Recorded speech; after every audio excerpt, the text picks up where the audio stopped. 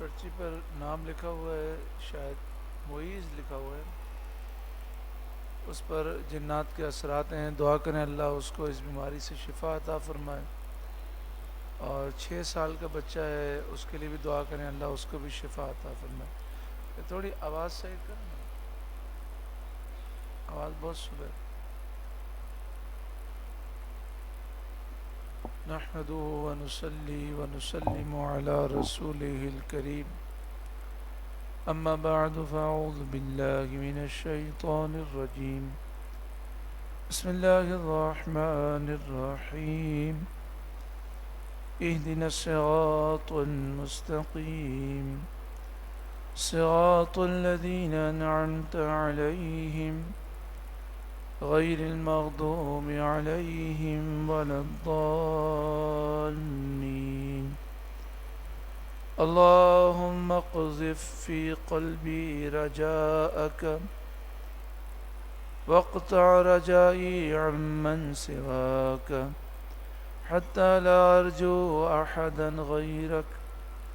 اللهم وما ضعفت عنه قوتي وقصر عنه عملي ولم تنتهي إليه رغبتي ولم تبلغ مسألتي ولم يجري على لساني مما أعطيت أحدا من الأولين والآخرين من اليقين فخصني به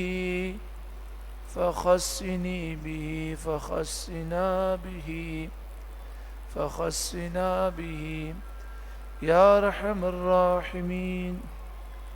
آمین ثم آمین. درود پاک پڑھیں. اللہم صلی علی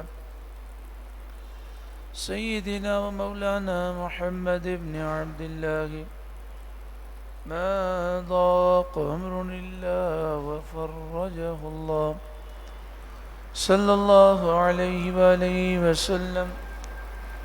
صلاة و سلاما علیک یا سیدی یا سیدی یا مکی یا مدنی یا رحمتا للعالمین یا شفیع المذنبین یا خاتم النبیین یا سید المرسلین یا نبی اللہ یا حبیب اللہ یا نور اللہ یا رسول اللہ. نویت سنت الاعتکاف للہ تعالی. سب سے پہلے ہم انشاءاللہ سورہ واقعہ کا درس مکمل کریں گے اور پھر والدین کے حقوق کے متعلق ہم سماعت کریں گے. سورہ واقعہ کے 2 رکوع مکمل ہو چکے ہیں، 1 رکوع باقی ہے، تو اس رکوع کا درس ہم مختصر کریں گے. فلا اقسم بمواقع النجوم، تو مجھے قسم ہے ان جگہوں کی جہاں تارے ڈوبتے ہیں. وَإِنَّهُ لَقَسَمٌ لَوْ تَعْلَمُونَ عَظِيمٌ، اور تم سمجھو تو یہ بڑی قسم ہے. إِنَّهُ لَقُرْآنٌ کریم، بے شک یہ ضرور عزت والا قرآن ہے. قرآن بھی کریم، اللہ بھی کریم، اور جو جبریل لے کر آئے وہ جبریل بھی کریم، اور ہمارے آقا جن پر قرآن نازل ہوا وہ بھی کریم. کرم کرنے والا ہے قرآن. جو اس قرآن سے وابستہ ہوتا ہے قرآن اس پر کرم فرماتا ہے، اور صاحب قرآن بھی کرم فرمانے والے ہیں. جو قرآن سے وابستہ ہوتا ہے اللہ اسے عزتیں عطا فرماتا ہے، دنیا میں بھی اور آخرت میں بھی. میرے استاد محترم امیر المجاہدین حضرت علامہ خادم حسین رضوی علیہ الرحمہ اب ایک واقعہ سناتے ہیں قرآن پاک کے بارے میں. میں آپ سے سوال نہیں کر رہا، لیکن حقیقت یہی ہے کہ اگر آپ کئی لوگوں سے سوال کریں کہ پورا سال روزانہ قرآن پاک کی تلاوت کس نے کی؟ تو اکثر لوگ روزانہ قرآن پاک نہیں پڑھتے، اور کئی تو ایسے ہیں کہ کئی مہینے گزر جاتے ہیں قرآن پاک کو ہاتھ بھی نہیں لگاتے۔ اور اگر میں پوچھوں کہ کون سا ایسا شخص ہے جس نے 3 دن موبائل کو ہاتھ نہ لگایا ہو، تو آپ کو کوئی بھی نہیں ملے گا۔ موبائل کے میسج کو فوراً پڑھتے ہیں، فوراً جواب دیتے ہیں، لیکن قرآن پاک کو کئی دنوں تک لوگ ہاتھ بھی نہیں لگاتے۔ اللہ مجھے بھی معاف کرے، آپ کو بھی معاف فرمائے، اور اب سے ہم قرآن پاک کی روز تلاوت کریں۔ اللہ ایسا جذبہ عطا فرمائے۔ قرآن پاک کی تلاوت بھی کرنی چاہیے، اور اگر کسی کو تلاوت کرنے میں مشکل ہے، تلفظ صحیح نہیں ہے یا پڑھنا مشکل ہے، تو قاری عبد الباسط ہیں، انٹرنیٹ پر ان کی تلاوت موجود ہے، قاری عبد الباسط۔ ان کی تلاوت میں ایک تو فائدہ یہ ہے کہ وہ سلو پڑھتے ہیں، تو جس کو قرآن پاک پڑھنے میں دقت ہوتی ہے وہ قرآن کھول کر ان کی تلاوت لگا لے، اور ایک رکوع وہ 2 دفعہ سن لے، ایک رکوع 2 دفعہ سن لے، تو قرآن میں جو دقت ہے وہ دور ہو جائے گی انشاءاللہ۔ قاری عبد الباسط یہ وہ قاری ہیں کہ جو سنی صحیح العقیدہ تھے، اور قصیدہ بردہ شریف بہت پیارا پڑھتے، اور میلاد شریف میں بڑی اچھی اور پیاری آواز میں وہ نعتیں بھی پڑھتے۔ اور ان کی ایک بات یہ بھی ہے کہ قاری عبد الباسط ان کا تعلق مصر سے ہے، تو بڑے عالمی مقابلوں میں انہوں نے حصہ لیا، اور بڑی بڑی محفلوں میں انہوں نے قرآن پاک کی تلاوت کی۔ صرف ان کی تلاوت سن کر سینکڑوں لوگوں نے اسلام قبول کیا ہے، یہاں تک کہ ایک بزرگ ہیں جو مجھے بغداد شریف میں ملے، انہوں نے مجھے بتایا عربی میں، انہوں نے کہا کہ اگر کینسر کا مریض ہو نا، کینسر کا مریض، وہ مسلسل 6 گھنٹے قاری عبد الباسط صاحب کی آواز میں قرآن سنے، تو ان کی آواز میں اتنا اثر ہے کہ کینسر کا جو جراثیم ہے وہ مر جاتا ہے۔ کہ شرط یہ کہ وہ روزانہ سنے، اور مسلسل جب بھی سنے روزانہ تو مسلسل بیٹھ کر 6 گھنٹے قرآن پاک کی آواز سنے قاری عبد الباسط۔ اور پوری دنیا میں کئی جگہوں پر ایسا ہے کہ یہ کرونا ہوا نا، تو کرونا میں بہت سے عرب ممالک میں کرونا کے مریضوں کو وہ سورہ رحمان سناتے تھے قاری عبد الباسط کی آواز میں، اور کتنے مریض جو ہیں سورہ رحمان وہ دن میں 3 دفعہ سناتے تھے۔ تو کتنے ایسے مریض ہیں جو سورہ رحمان میں ان کی تلاوت سن کر الحمدللہ شفا یاب ہوئے۔ تو استاد محترم فرماتے ہیں کہ حضرت عمر رضی اللہ تعالیٰ عنہ کے پاس ایک شخص آتا تھا، اور وہ آ کر کہتا تھا کہ آج میرے گھر میں آٹا ختم ہو گیا، آپ دے دیتے۔ پھر آتا، جی آج میرے گھر میں تیل نہیں ہے، آپ تیل دے دیتے بیت المال سے۔ تو بار بار وہ اپنی ضروریات کے لیے آتا، اور حضرت عمر رضی اللہ تعالیٰ عنہ مدد کرتے۔ ایک دن حضرت عمر رضی اللہ تعالیٰ عنہ نے فرمایا، تم بار بار مانگنے آ جاتے ہو، قرآن پڑھا کرو، تمہاری غربت دور ہو جائے گی۔ پھر اس کے بعد وہ شخص کبھی حضرت عمر رضی اللہ تعالیٰ عنہ کے پاس نہیں آیا مانگنے کے لیے۔ ایک دن حضرت عمر رضی اللہ تعالیٰ عنہ بازار سے گزر رہے تھے، وہ سامنے سے نظر آ گیا۔ آپ نے اس سے فرمایا کہ آپ ناراض ہو گئے، میں نے تو کہا آپ قرآن پڑھیں، لیکن یہ مطلب نہیں تھا کہ آپ نہیں آئیں، آپ کی جو بھی ضرورت ہو آپ آئیں، میں آپ کو بیت المال سے دوں گا، مدد کروں گا۔ تو اس نے کہا بات یہ نہیں ہے، آپ نے مجھے اس کتاب کی طرف لگا دیا جس نے مجھے غنی کر دیا۔ اب میں اتنا غنی ہو گیا ہوں کہ میں کئی غریبوں کی مدد کرتا ہوں۔ تو یہ کتاب غنی کر دینے والی کتاب ہے۔ جسے عزت چاہیے قرآن سے وابستہ ہو جائے، جسے مال چاہیے وہ قرآن سے وابستہ ہو جائے، جسے دل کی نرمی چاہیے قرآن سے وابستہ ہو جائے، جس کو یہ خواہش ہے کہ میری آنکھیں کبھی کمزور نہ پڑیں قرآن پڑھے، جو چاہتا ہو میری عقل بڑھاپے میں بھی سلامت رہے قرآن پڑھے۔ تو قرآن پاک کی برکت سے بتائیے نا کہ صحابہ کرام علیہم رضوان نے پوری دنیا پہ حکومت کی، تو ان کے پاس کون سا کورس تھا؟ کیا انہوں نے آکسفورڈ میں پڑھا تھا؟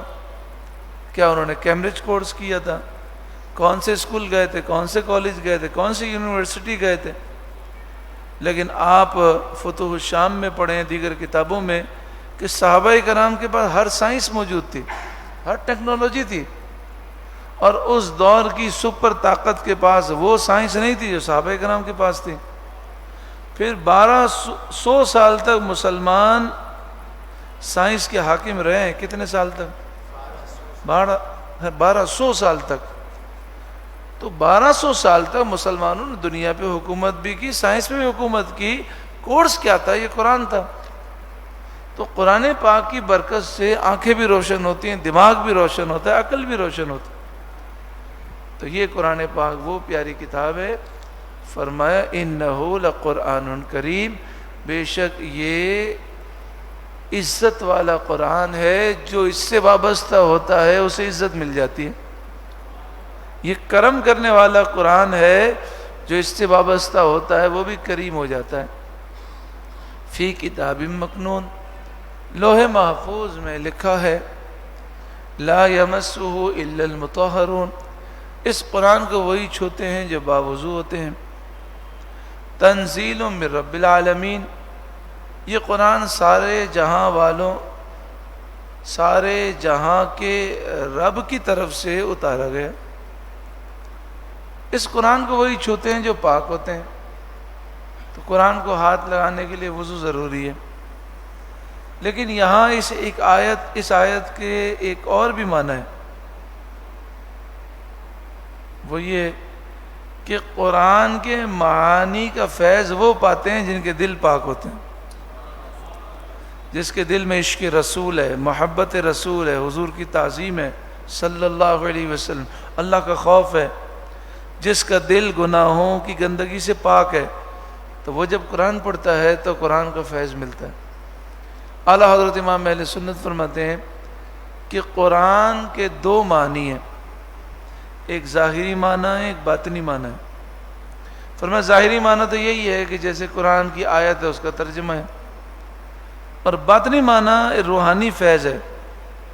فرماتے ہیں ہر حرف کے پیچھے ایک معانی کا سمندر ہے، ہر حرف کے پیچھے، ہر حرف دروازہ ہے۔ تو جب بندہ متقی پرہیزگار ہوتا ہے، اللہ کا ولی ہوتا ہے، دل پاک ہوتا ہے، تو اس کے لیے حرف کے پیچھے جو سمندر ہے اس کے دروازے کھل جاتے ہیں، پھر وہ وہاں سے موتی چنتا ہے۔ پھر جتنا مقام بلند ہوگا اتنا وہ زیادہ سمجھے گا۔ جیسے کہ حضرت علی رضی اللہ تعالیٰ عنہ فرماتے ہیں، اگر میں سورہ فاتحہ کی تفسیر لکھوں تو اتنا لکھوں کہ 70 اونٹ بھی وہ کاغذ اٹھا نہ سکیں۔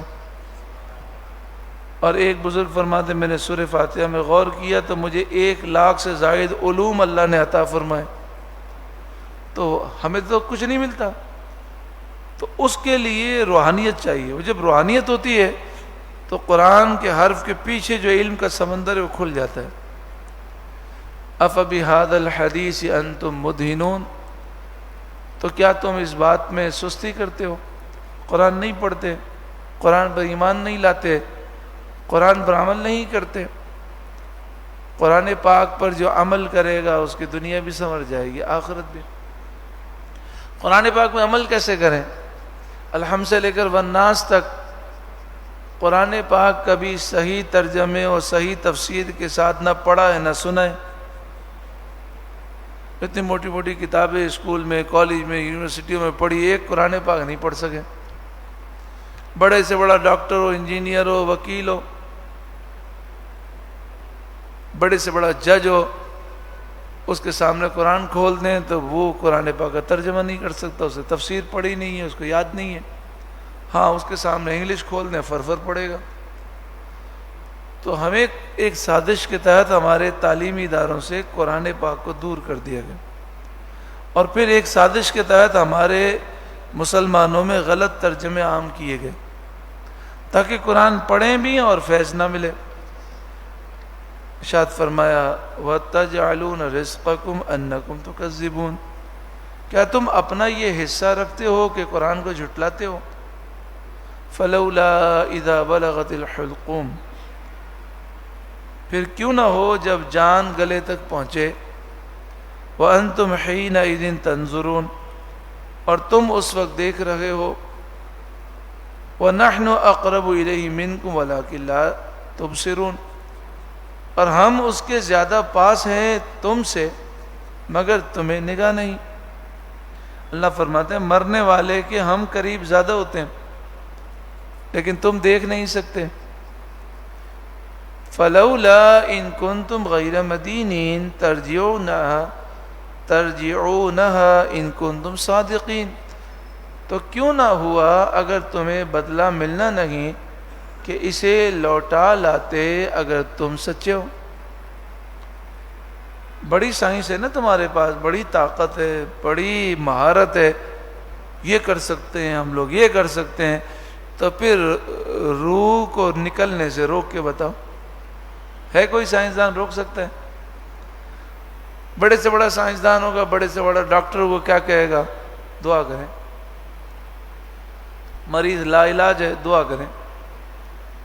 اچھا روح نکل گئی تو چلو نکلنے سے روک نہیں سکے تو اب دوبارہ اٹھا کے اندر ڈال دو، ڈال سکتے ہو۔ امیر المجاہدین حضرت علامہ خادم حسین رضوی علیہ رحمہ کے پاس ایک میرے دوست گئے۔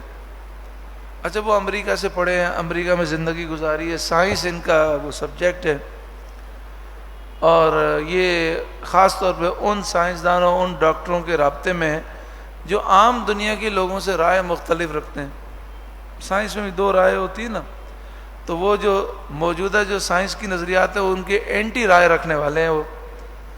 تو مجھے کہتے ہیں کہ میں امیر المجاہدین کے پاس گیا، میں نے کہا حضرت اب تو سائنس کہاں سے کہاں پہنچ گئی، میڈیکل سائنس۔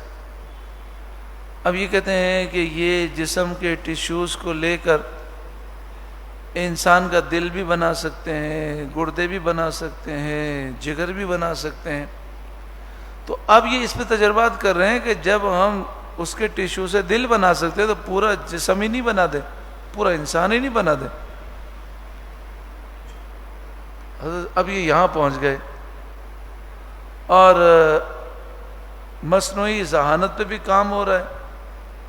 تو آپ اگر کسی سے مشورہ لینے جاتے ہیں، کسی عالم کے پاس جاتے ہیں، تو آپ اسے سوال کرتے وہ جواب دیتے ہیں، تو اب کمپیوٹر میں ایسی مصنوعی ذہانت سے وہ استعمال کریں گے، ایسی اس میں وہ ترقی ہے کہ آپ کو کوئی بھی مسئلہ ہے کمپیوٹر سے پوچھیں وہ آپ کو بتائے گا، اور کئی ذہین لوگوں کی ذہانت کو جمع کر دیں گے، اس سے بھی آگے کی بات ہے۔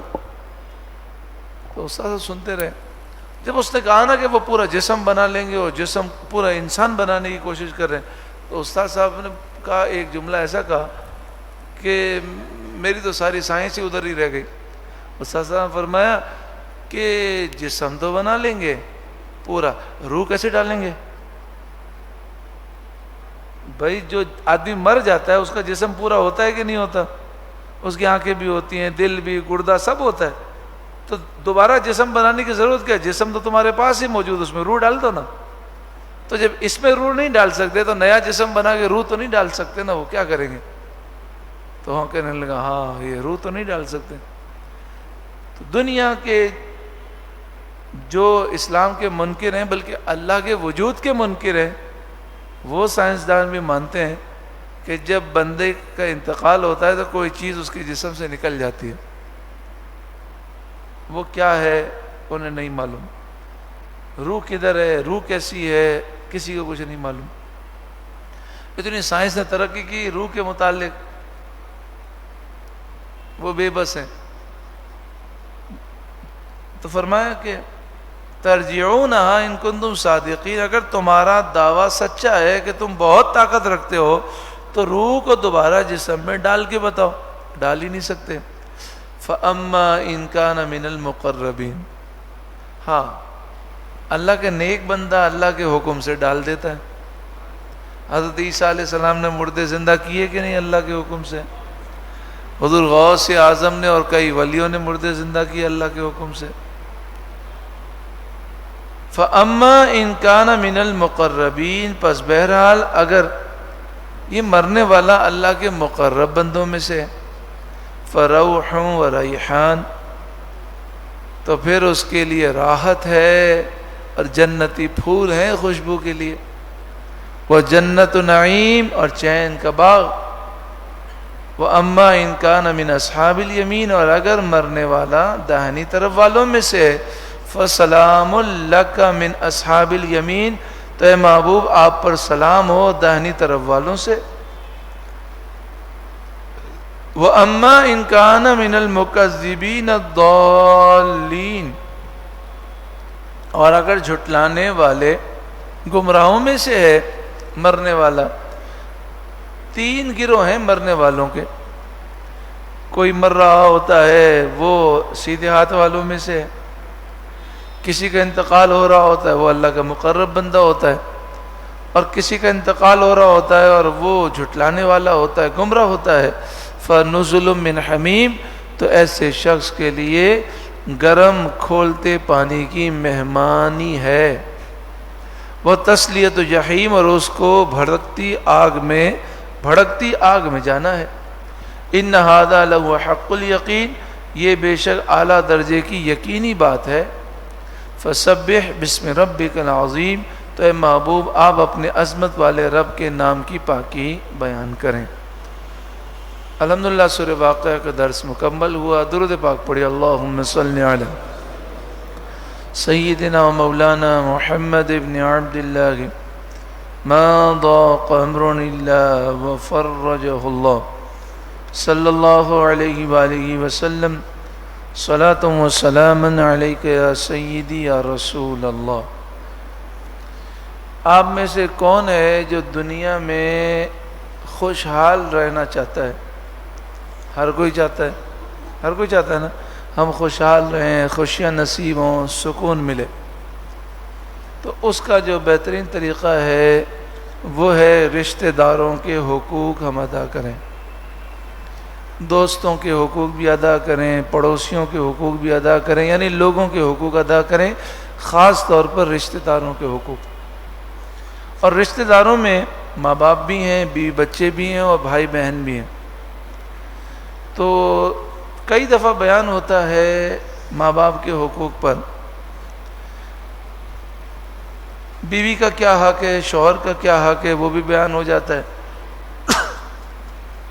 لیکن دو موضوعات عام طور پر نہیں ہوتے۔ ایک موضوع ہے اولاد کا کیا حق ہے، یعنی اگر ہم ماں باپ ہیں تو ہمیں اولاد کے ساتھ کیسے سلوک کرنا ہے، یہ ایک حق ہے جو اکثر اس موضوع پر بیان نہیں ہوتا۔ دوسرا، رشتہ داروں کے حقوق پر تو بیان ہوتا ہے لیکن توجہ یہ نہیں ہوتی بھائی بہن کے حقوق، حالانکہ وہ بھی رشتہ دار ہیں، لیکن رشتہ دار میں ہمارا ذہن کہاں جاتا ہے؟ ماموں، چچا، تایا، پھوپھی۔ اب دیکھیں، ماں باپ کا بیان ہو تب بھی بھائی بہن نہیں آتے ماں باپ میں، رشتہ داروں کا بیان ہو دماغ کہاں جاتا ہے؟ کبھی دماغ میں آتا ہے کہ جو گھر میں میرے بھائی بہن ہیں وہ بھی رشتہ دار ہیں، ان کے بھی حقوق ہیں؟ نہیں آتے۔ تو بھائی بہنوں کے حقوق بھی بہت ضروری ہیں، اور اس میں ایک ہی حل ہے حقوق ادا کرنے کا، وہ یہ ہے کہ ہم یہ عزم کر لیں کہ کوئی اگر میرا حق ادا نہیں کرتا کوئی بات نہیں، میں سب کے حقوق ادا کروں گا۔ کیا حل ہے اس کا؟ دہرائیے، کوئی اگر میرا حق ادا نہیں کرتا کوئی بات نہیں، میں نے معاف کیا، لیکن میں سب کے حقوق ادا کروں گا۔ کیونکہ بھائی بہنوں کے مسئلے میں ہم کہتے ہیں میرا بھائی یوں ہے، میری بہن یوں ہے، تو وہ اگر حق ادا نہیں کر رہا تو ہم کیوں گناہ گار ہوں؟ ہم پہ جو حق لازم ہے وہ ہم حق ادا کریں۔ اب بھائی بہن کے حقوق کے اندر مسئلہ کیا ہوتا ہے؟ مسئلہ یہ ہوتا ہے کہ فری شپ بہت زیادہ ہوتی ہے گھر میں فری شپ کیا ہوتی ہے؟ بہت زیادہ ہوتی ہے، تو ابے تبے بھی ہو جاتی ہے۔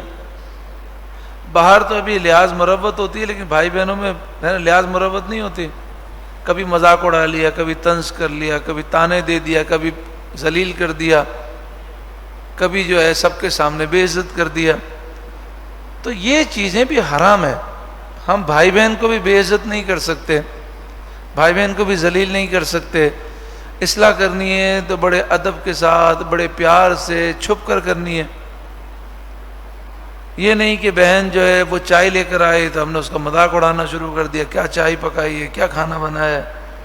تو یہ ساری چیزیں ہمیں چھوڑنی ہوں گی اگر نیک بننا ہے تاکہ جب ہماری روح پرواز کرے نا تو ہر کوئی جو ہے وہ ہمارے لیے غمگین ہو اور ہمارے لیے دعا کر رہا ہو، ہر ایک کے دل میں ہمارے لیے محبت ہو. یہ ایک طویل موضوع ہے، ہمارے پاس وقت اتنا نہیں ہے، لیکن میں آپ کو مختصر عرض کرتا ہوں کہ اپنے بھائی بہنوں کو ہمیں عزت دینی ہے، انہیں پیار دینا ہے، انہیں محبت دینی ہے، ان کا خیال کرنا ہے. وہ اگر ہمارا خیال نہیں کرتے تو ہمیں کرنا ہے جو ہمارا حق بنتا ہے، جو ہم پہ لازم ہے. آج نہیں تو کل، کل نہیں تو پرسوں.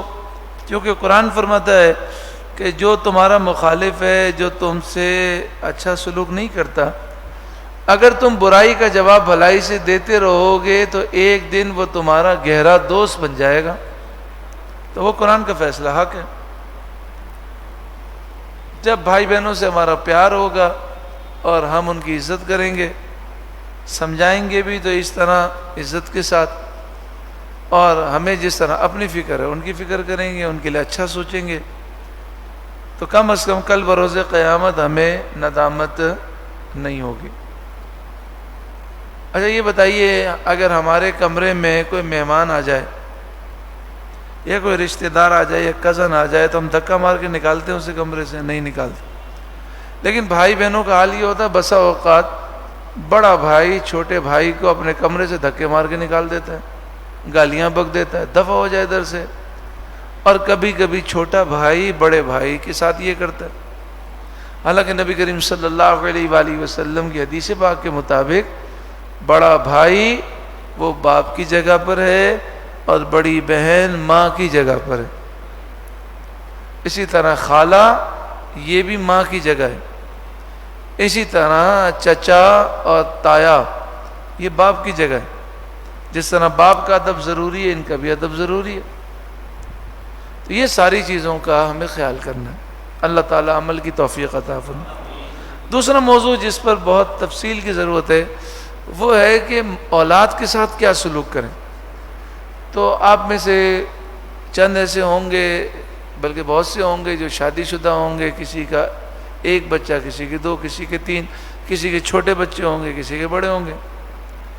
تو بچہ ایک ہو، دو ہو، تین ہو، چھوٹا ہو یا بڑا ہو، اس کے حقوق ہیں.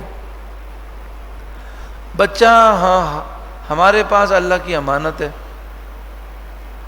اس امانت میں ہمیں خیانت نہیں کرنی، اس کی صحیح تربیت کرنی ہے، اس کو اچھا انسان بنانا ہے. اس کی تربیت جو ہے جہاں ضرورت ہے وہاں سختی کرنی ہے، جہاں ضرورت ہے وہاں پیار دینا ہے. اچھا بچہ جوان ہو جائے، چھوٹا بچہ ہے، اس کو مار دیں کوئی مسئلہ نہیں ہے، اس کو ذلیل کر دیں یعنی ڈانٹ دیں تب بھی کوئی مسئلہ نہیں ہے. ویسے ایسا نہیں کرنا چاہیے، لیکن کر دیں تو بچہ بھول جاتا ہے. لیکن جب بچہ جوان ہو جاتا ہے، 15 سال کا ہو گیا، 20 سال کا ہو گیا، تو اب اس کی عزت نفس وہ جاگ جاتی ہے. اور ماں باپ کیا کرتے ہیں؟ ہر وقت ذلیل کرتے رہتے ہیں، ہر وقت ذلیل کرتے رہتے ہیں. تو اس طرح بچے کی صلاحیتیں ختم ہو جاتی ہیں. یہ نہیں کرنا چاہیے، یہ نہیں کرنا چاہیے. اب جو ایسے ہیں بچے کہ جو بچے ہی ہیں، ابھی کسی کے ماں باپ نہیں ہیں، کسی کے باپ نہیں ہیں، تو وہ ان باتوں کو اس نیت سے نہیں سنے کہ ہمارے ماں باپ ایسا کرتے ہیں کہ نہیں، بلکہ اس نیت سے سنے جب ہم باپ بنیں گے تو ہم نہیں کریں گے. ہاں یہ ہمارا ذہن کہاں جاتا ہے فوراً اس طرف. میں ایک دفعہ شادی کے موقع پر بیان کر رہا تھا تو میاں بیوی کے حقوق بتائے. تو ایک فیملی یعنی ایک مرد اپنے گھر گیا تو بیوی کو کہتا ہے تو نے سنا مفتی صاحب کیا کہہ رہے تھے؟ جو بیوی اپنے شوہر کو ناراض کرے اس پہ اللہ کی لعنت ہے، اللہ نہ اس کا فرض قبول کرتا ہے نہ نفل. تو بیوی نے کہا کہ تو نے سنا، آپ نے سنا؟ نبی کریم صلی اللہ علیہ وآلہ وسلم گھر کے کام کاج میں مدد کیا کرتے تھے. آپ نے کبھی میری مدد کی؟ اب وہ بندہ میرے پاس آیا, اس نے مجھے سنایا, تو میں نے کہا کہ آپ کو یاد رکھنا تھا یہ باتیں کہ بیوی کے کیا حقوق ہیں, تو آپ نے اپنے حقوق یاد رکھے, اور اس کو بیان سے کیا یاد رکھنا تھا کہ میرے اوپر شوہر کے کیا حقوق ہیں, تو اس نے یہ مطلب یاد کیا کہ میرے کیا حقوق ہیں. میں نے کہا اللہ کے بندو, جو آپ کو کرنا تھا وہ تو یاد رکھو. اچھا یہ بتاؤ بیوی کے حقوق میں نے کتنے بتایا؟ کہتا وہ تو میں نے توجہ سے نہیں سنے, لیکن جب میری بات آئی نا شوہر کی تو ساری باتیں میں نے غور سے سنی, ساری حدیثیں مجھے یاد ہو گئی. اور یہ میرا تجربہ ہے, میں مردوں کے سامنے جب میاں بیوی کے حقوق بیان کرتا ہوں تو پہلے شوہر کے حق بیان کرتا ہوں, تو سارے مرد ایکٹیو ہو کے سنتے ہیں بالکل توجہ کے ساتھ کہ ہاں یہ صحیح بات ہے, یہ بھی گھر پہ جا کے بیوی کو سناؤں گا. پھر جیسے ہی میں یہ سناتا ہوں نا کہ بیوی کے کیا حقوق ہیں تو سب ڈھیلے ہو جاتے کہ یہ کیا مولانا صاحب شروع ہو گئے. اب تو ایسا نہیں ہونا چاہیے, ہمیں یہ سوچنا ہے کہ ہماری کیا ذمہ داری. تو ابھی بچے ہیں تو آپ یہ سوچیں کہ جب بڑے ہو جائیں باپ بنے تو کیا کرنا ہے آپ کو. تو کبھی بھی بچے کو ذلیل نہیں کریں, بار بار سب کے سامنے ذلیل کر دینا, اس کی صلاحیتیں ختم ہو جاتی. بار بار طنز کرنا. اچھا ماں باپ کے اندر ایک اور بھی مسئلہ ہے, ماں باپ کیا کرتے ہیں, اگر 4-5 بچے ہیں نا تو ایک ان کا منظور نظر بن گیا, بٹ لاڈلا ہے, یہ جو بھی کرے اس کی تعریف ہی کریں گے, اس کی برائی سننے کے لیے تیار ہی نہیں. اب وہ پھر لاڈ و پیار میں بالکل بگڑ جاتا ہے, تباہ ہو جاتا ہے, کیونکہ جب ڈانٹ ہی نہیں پڑے گی, کوئی اصلاح ہی نہیں ہوگی, تباہ ہو جائے. ایسا نہیں ہونا چاہیے. یہ فرض ہے ماں باپ پر کہ سب بچے نظر میں برابر ہوں. کسی کو کسی پر فوقیت دینا, نا انصافی کرنا یہ حرام ہے, اس سے خیال رکھنا چاہیے. اچھا ایک مسئلہ ہمارے اسکول کا مسئلہ ہے, بیچارہ بچہ محنت کر کے جناب 80% لے لے, تب بھی ماں باپ اس کو ذلیل ہی کریں گے. تو 80 لی, وہ دیکھ تیرا کزن 90% لے آیا, تو پڑھتا ہی نہیں ہے. وہ اتنا کرتے ہیں, اتنا پڑھائی پہ کرتے ہیں کہ میں آپ کو سچا واقعہ سناتا ہوں. امریکہ میں ایک فیملی رہتی ہے, انہوں نے خود روتے ہوئے ہمیں سنایا. انہوں نے کہا میری بیٹی, اس کی عمر 16 سال, امریکہ میں پڑھتی تھی, امریکہ میں رہتے تھے, امریکی جو ہے تو شہریت بھی ہے, وہ امریکی شہری ہیں. انہوں نے کہا کہ ہوا یہ کہ میری بیٹی پڑھائی کا بہت ٹینشن لیتی تھی, اور اوپر سے ہم کیا کرتے تھے, دیکھو خیال کرو, پڑھائی کرو, محنت کرو, اچھا رزلٹ آنا چاہیے, بہت پیسے ہم نے خرچ کیے, اچھا رزلٹ آنا چاہیے.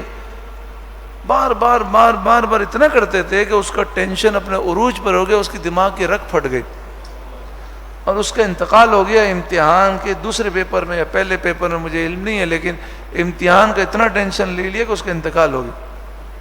پھر بعض بچے ایسے ہوتے ہیں, یہ جو ہمارا تعلیمی نظام ہے یہ کوئی وحی الہی تو نہیں ہے نا, یہ تعلیمی نظام انسانوں کا بنایا ہوا ہے, اس میں ہزاروں خامیاں ہیں. بعض بچے بہت ذہین ہوتے ہیں, ان کو یہ تعلیمی نظام ہضم نہیں ہوتا, تو رٹے نہیں مار سکتے. تو بعض ایسے بڑے بڑے لوگ ہیں کہ جنہوں نے بڑے بڑے نام کمائے, بڑے بڑے سائنسدان بنے, لیکن اسکول کے اندر فیل ہوتے تھے. تو بعض اتنے بچے ذہین ہوتے ہیں کہ ان کو یہ تعلیمی نظام ہضم نہیں ہوتا, لیکن بچے کی دوسری صلاحیتوں کو دیکھنے کے بجائے وہ کہتے ہیں یہ رٹا نہیں مار سکتا, یہ یاد نہیں کر سکتا, اس کے اتنے نمبر نہیں ہیں. تو ایسا نہیں کرنا چاہیے. ماں باپ کو اس میں سوچنا چاہیے, اور بچے کو شروع سے ذہن دیں, پڑھائی کرے لیکن ٹینشن پڑھائی کا نہ لے, آخرت کا لے. تو میں تو کسی بچے کو دیکھتا ہوں, میرے پاس آتا ہے, کہتا ہے بہت ٹینشن ہے پڑھائی کا. اب میں دیکھتا ہوں کہ ایک بچہ ہے جو بالکل پڑھ نہیں رہا, تو اس کو ہم کیا کہیں گے, بھائی محنت کرو. جس کی نیندیں اڑی ہوئی ہیں اس کو ہم کہیں گے اور محنت کرو, تو پاگل ہو جائے گا. تو میں کہتا ہوں کیا کرنا ہے اس دنیا کو پڑھ کے, بس پڑھ لو, اللہ خیر فرمائے گا, اصل تو آخرت ہے نا, اللہ آخرت کے امتحان میں کامیاب فرمائے. تو تھوڑا ٹینشن تو ریلیز کریں, یہ نہ ہو کہ ٹینشن لیتے لیتے, بھائی ایک تو بچہ وہ ہے نا جو پڑھتا ہی نہیں ہے, تو اس کو ہم کہتے ہیں بھائی پڑھو, ضروری ہے پڑھنا، اس کو سمجھاتا. جو دن رات لگا ہوا ہے، نہ کھانے کا ہوش ہے، نہ پینے کا ہوش ہے، نہ سونے کا ہوش ہے، آگے کہتے ہیں انکل میں 2 دن سے سو نہیں سکا، اتنی پڑھائی ہے، یہ ہے وہ ہے، مجھے لگتا ہے پاگل ہو جاؤں گا. اب ایسے شخص کو تو یہی کہیں گے نا، یار تو دنیا کے لیے اتنی ٹینشن لیتا ہے، یہ دنیا کی ڈگری بتا تجھے کیا کام آئے گی؟ تیری نمازیں قضا ہو رہی ہیں، تو نماز کے اندر دلچسپی نہیں لے رہا، نماز خشوع و خضوع سے نہیں پڑھتا. اور حقیقت بھی یہی کہ امتحان کا ٹینشن لے کر دین کو چھوڑ دینا، یہ تو کتنی بڑی جہالت. تو یہ تو ساری باتیں ہوئی ماں باپ کے اعتبار سے کہ اولاد کی تربیت کے حوالے سے. اللہ تعالی ہم سب پہ کرم فرمائے. لیکن اب آتے ہیں اولاد کی طرف. ہم سب بچے ہیں، ہمیں ماں باپ کی کیا حقوق ادا کرنے ہیں؟ تو اولاد کے لیے ضروری ہے کہ وہ ماں باپ کے ظلم کی طرف نہیں دیکھیں. حدیث پاک میں ہے، نبی کریم صلی اللہ علیہ وسلم نے فرمایا ماں باپ کا ادب کرو، احترام کرو. تو صحابہ نے عرض کی اگر ماں باپ ظالم ہو پھر یا رسول اللہ پھر کیا کرنا ہے؟ تو حضور نے فرمایا وَإِن ظَلَمَا وَإِن ظَلَمَا وَإِن ظَلَمَا، اگرچہ دونوں ظالم ہو، اگرچہ دونوں ظالم ہو، اگرچہ دونوں ظالم ہو، پھر بھی ان کا ادب کرنا ہے، احترام کرنا ہے، ان کے حقوق ادا کرنا ہے. تو ہمیں یہ دیکھنا ہے، کیونکہ شروع بیان میں ہم نے کہا ہمیں یہ دیکھنا ہے ہماری ڈیوٹی کیا ہے. اگر ماں باپ ظلم کر رہے ہیں اللہ ان کو ہدایت دے، لیکن ہماری ڈیوٹی ہے ان کی خدمت کرنا، جو ہم پہ واجب ہے وہ ہم ادا کریں گے. آئیے قرآن مجید فرقان حمید کی روشنی میں ہم سماعت کرتے ہیں کہ کیا ہم جو قرآن نے فرمایا اس پر عمل کرتے ہیں. وَقَضَىٰ رَبُّكَ أَلَّا تَعْبُدُوا إِلَّا إِيَّاهُ، اور آپ کے رب نے حکم دیا کہ تم اللہ کے سوا کسی کی عبادت نہ کرو. وَبِالْوَالِدَيْنِ إِحْسَانًا، اور والدین کے ساتھ اچھا سلوک کرو. والدین کے موضوع پر ہم بیان سماعت کر رہے ہیں، لیکن یہاں ایک وضاحت اور بھی ضروری ہے. افراط و تفریط نہیں ہونا چاہیے. بعض لوگ کیا کرتے ہیں، شادی ہو جاتی ہے، بچے ہو جاتے ہیں، کاروبار سیٹ ہو جاتا ہے، ماں باپ کو گالیاں بکتے ہیں، مارتے ہیں، ماں باپ کا خرچہ بند کر دیتے ہیں، ظالم بن جاتے ہیں. پھر آتے ہیں ایسی نشست میں بیان سنتے ہیں تو پھر ایسی خدمت کا جذبہ بیدار ہوتا ہے کہ بیوی کو مارنا شروع کر دیتے ہیں، بچوں میں ظلم شروع کر دیتے ہیں. تو یہ بیلنس ہونا چاہیے. ماں باپ کے حقوق ادا کرنے ہیں، بیوی بچوں پہ ظلم نہیں کرنا. بیوی بچوں کے حقوق ادا کرنے ہیں لیکن ماں باپ پہ ظلم نہیں کرنا. دونوں طرف بیلنس ہونا چاہیے. اور ماں باپ کے ساتھ اچھا سلوک کرو، ماں باپ کے ساتھ اچھا سلوک کرو، ماں باپ کے ساتھ احسان کرو. بعض نے کہا کہ احسان ہم ماں باپ کے ساتھ نہیں کر سکتے، احسان ممکن نہیں ہے. مثلا مثال کے طور پر میں غریب تھا، ایک موقع پر مجھے 10,000 روپے کی ضرورت تھی تو زید نے مجھے 10,000 روپے دیے، میری مدد ہو گئی. پھر اللہ کا کرم ہوا، میں مالدار ہو گیا. 10 سال کے بعد زید غریب ہو گیا، اس کو پیسے کی ضرورت تھی تو میں نے 20,000 روپے سے اس کی مدد کی. 10,000 روپے تو بدلہ ہو گیا، اور 10,000 اوپر ہوئے تو یہ کیا ہو گیا؟ احسان ہو گیا. تو کسی نے ہم پہ احسان کیا ہے تو اس پر احسان کرنے کے لیے پہلے احسان کا بدلہ دیں، احسان چکا دیں، پھر مزید بھلائی کریں گے تو احسان ہوگا. تو بتائیے ماں باپ کے احسان کو ہم چکا سکتے ہیں؟ ان کو بدلہ دے سکتے ہیں؟ نہیں دے سکتے. حضرت عقید جہاں صلی اللہ علیہ وآلہ وسلم کی خدمت میں ایک صحابی ہے، انہیں بڑا شوق تھا کہ میں اپنی ماں کا حق ادا کر دوں. صحابہ کرام کو یہ شوق بہت تھا کہ جن کے حقوق ہم پر ہیں ہم سب کے حقوق ادا کر دیں. تو وہ صحابی چاہتے تھے کہ کوئی ایسا عمل ہو جائے کہ میں اپنی ماں کا حق ادا کر دوں، اس سے میں فارغ ہو جاؤں، کل بروز قیامت میں کہہ سکوں میں نے اپنی ماں کا حق ادا کیا. تو انہوں نے ماں سے کہا ماں آپ چلیں میں آپ کو حج کراتا ہوں. بوڑھی ماں تھی تو انہوں نے ماں کو اپنے کندھے پر بٹھایا اور کندھے پہ بٹھا کر پیدل حج کے لیے گئے.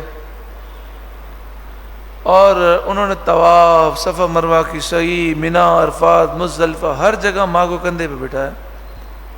اتنی شدید گرمی تھی کہ مکہ شریف میں ایک علاقہ ہے حرہ کا نام سے، حرہ نام سے، آپ نے دیکھا ہوگا جب شدید گرمی ہو اور کالا پتھر ہو اس پہ پاؤں رکھیں تو وہ زیادہ گرم ہوتا ہے۔ تو حرہ جو علاقہ ہے وہاں ایسے پتھر ہیں کہ وہ توے کی طرح تپ جاتے ہیں۔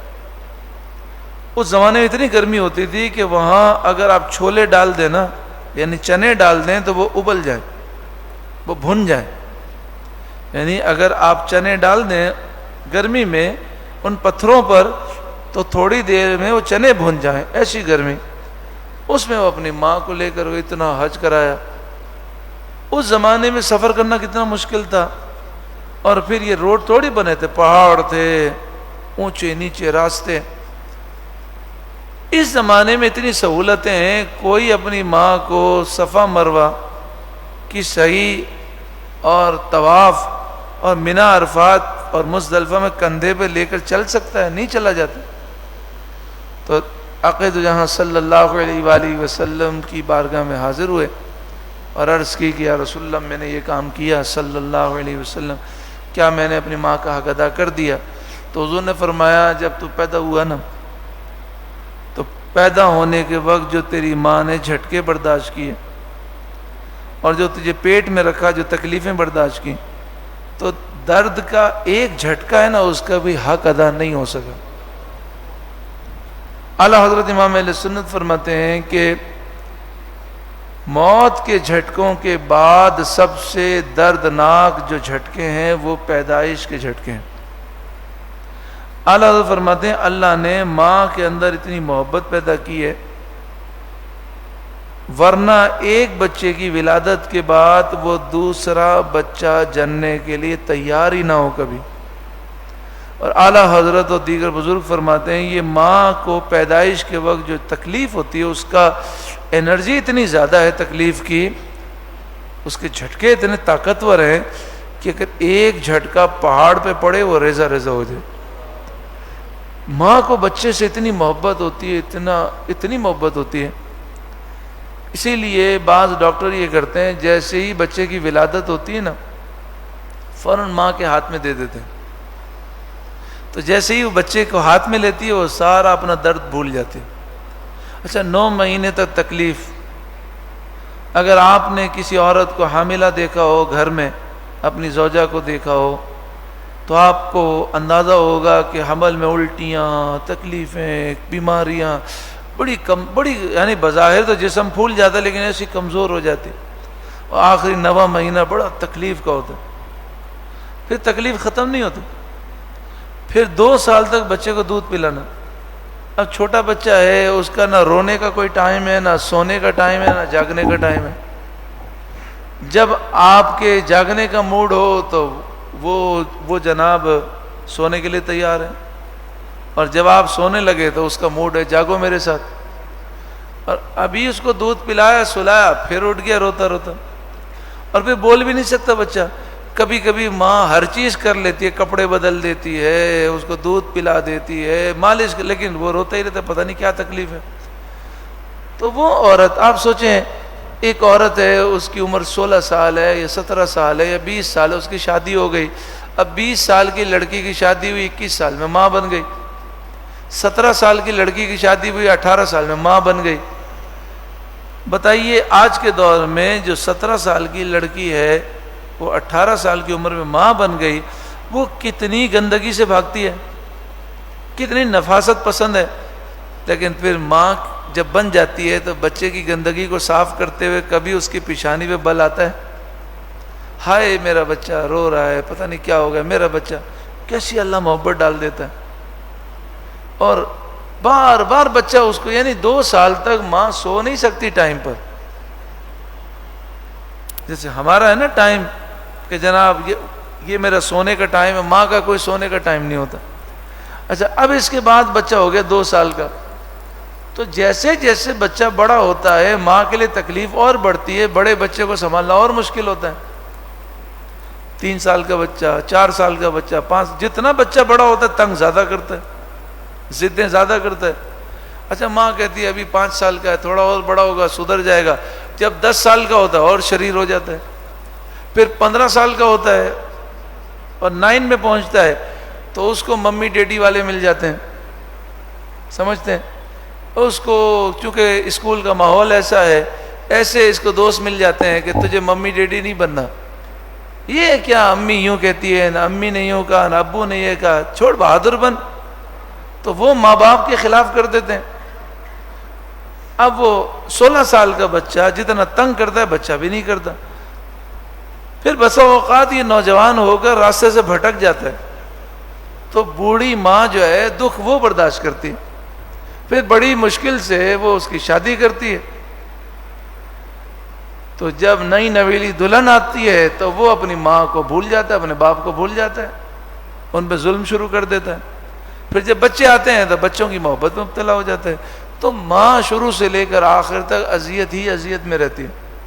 اچھا گھر میں بچوں کی لڑائی ہو تو ساری اذیت اور ٹینشن کس کے لیے؟ ماں باپ کے لیے. اس کو بھی چپ کراؤ، اس کو بھی سمجھاؤ. تو کم از کم ہم تو ایسے بن جائیں کہ ہماری وجہ سے ماں کو اذیت نہ ہو، باپ کو اذیت نہ ہو. ماں باپ جب بوڑھے ہو جاتے ہیں تو سارا دن سوچتے ہیں کہ مجھے اپنے جوان بچے سے بات کرنی ہے، یہ کہنا ہے تو کیا جملہ کہوں کہ اسے برا نہ لگے. اگر ایسی حالت ہے تو ہم ناکام ہیں. اگر ماں باپ ہم سے ڈرتے ہیں تو ہم ناکام ہیں. اور اگر ماں باپ اتنا بھروسہ ہے انہیں ہم پر کہ ہم تو اپنے بچے کو ماریں گے، گالیاں بھی دیں گے اور ناراض نہیں ہوگا، کوئی مسئلہ ہی نہیں ہے، تو پھر سمجھیں ہم کامیاب ہیں. پھر کیا سمجھیں؟ اگر ماں باپ ہم سے ڈرتے ہیں، یہ گھبراتے ہیں کہ پتہ نہیں یہ بات بری نہ لگ جائے، وہ بات بری نہ لگ جائے، تو ہم ناکام ہیں. حضرت حسن بصری رضی اللہ تعالیٰ عنہ کے پاس ایک شخص آیا. اس نے کہا میں نے 7 حج کرائے اپنی ماں کو، کیا میں نے حق ادا کر دیا؟ تو آپ نے فرمایا جب تو پیدا ہوا چھوٹا تھا، سردی کی رات تھی، شدید سردی، تو تیری ماں نے تجھے دائیں طرف بستر پہ سلایا، تو نے وہاں پیشاب کر دیا، تو تیری ماں کی نیند خراب ہوئی، اس نے جو ہے تجھے صاف کیا اور دوسرا لباس پہنایا یا دوسرے کپڑوں میں لپیٹا، پھر الٹی طرف رکھ دیا، پھر سو گئی، پھر تو رویا تو نے پیشاب کر دیا تھا. ماں کی نیند خراب ہوئی، ماں اٹھی تو یہ صاف کیا اور پھر صاف کر کے دوسرا لباس پہنایا. پھر ماں نے سوچا میں کہاں سلاؤں، تو ماں نے اپنے سینے پہ سلا لیا، تو نے اس کے سینے پر پیشاب کر دیا.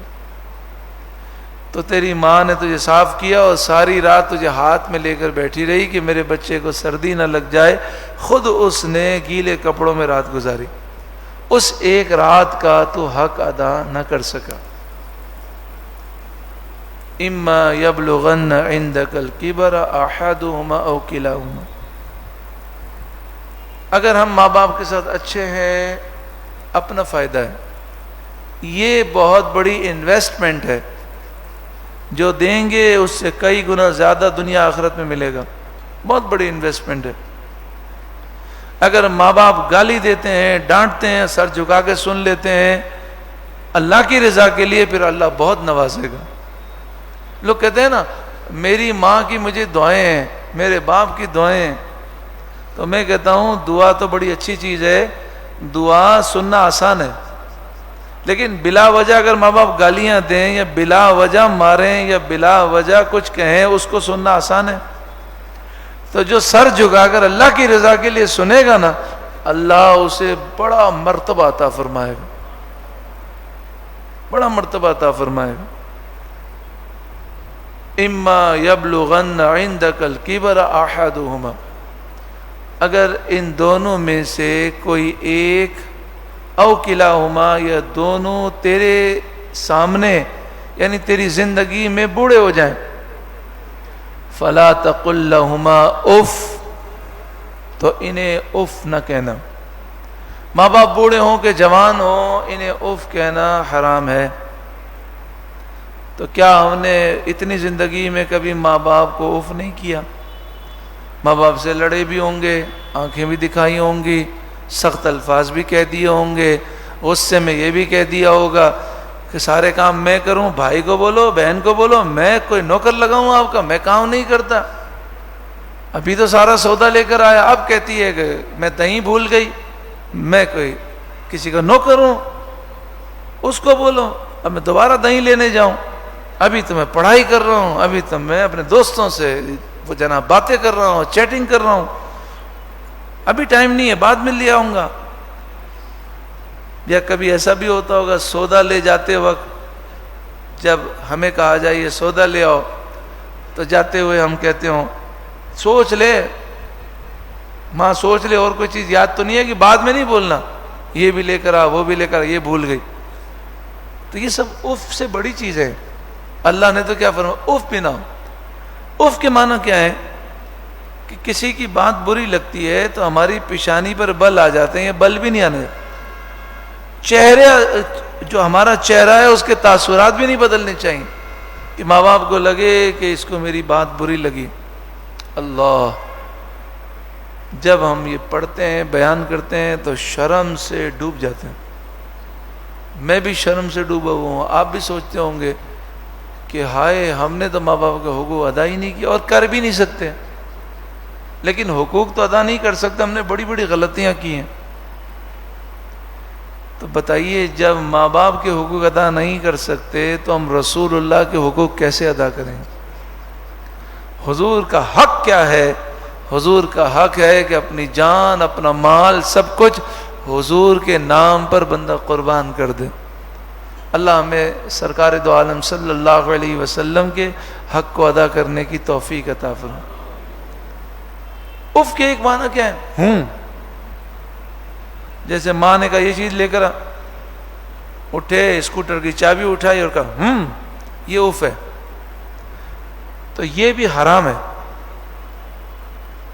بعض مفسرین نے فرمایا کہ اف سے مراد یہ ہے کہ جب تو چھوٹا تھا اور اپنے بستر میں گندگی کرتا تھا تو اس وقت تیری ماں جو ہے تجھے صاف کرتی تھی، تو ماں کی پیشانی پر بل نہیں آتے تھے۔ اگر ماں باپ بڑھاپے میں اس پوزیشن پہ پہنچیں تو تجھے بھی اسی طرح ان کی خدمت کرنی ہے اور تیری پیشانی پر بل نہ آئے۔ وَلَا تَنْهَرْهُمَا، اور انہیں نہ جھڑکنا،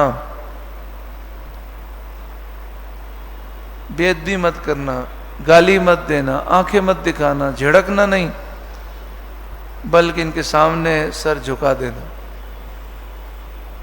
آواز بھی ان کے سامنے پست ہو، آنکھیں بھی جھکی ہوں، ادب سے رہنا۔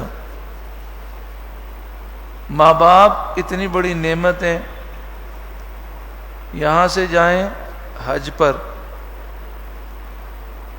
اس سال وہ کہہ رہے ہیں کہ کم از کم جو حج ہوگا وہ 8 لاکھ روپے کا ہوگا، 8 لاکھ روپے خرچ کرے، 8 لاکھ روپے، اور اتنے دنوں کی چھٹی کرے اور وہاں اتنی محنت مشقت کرے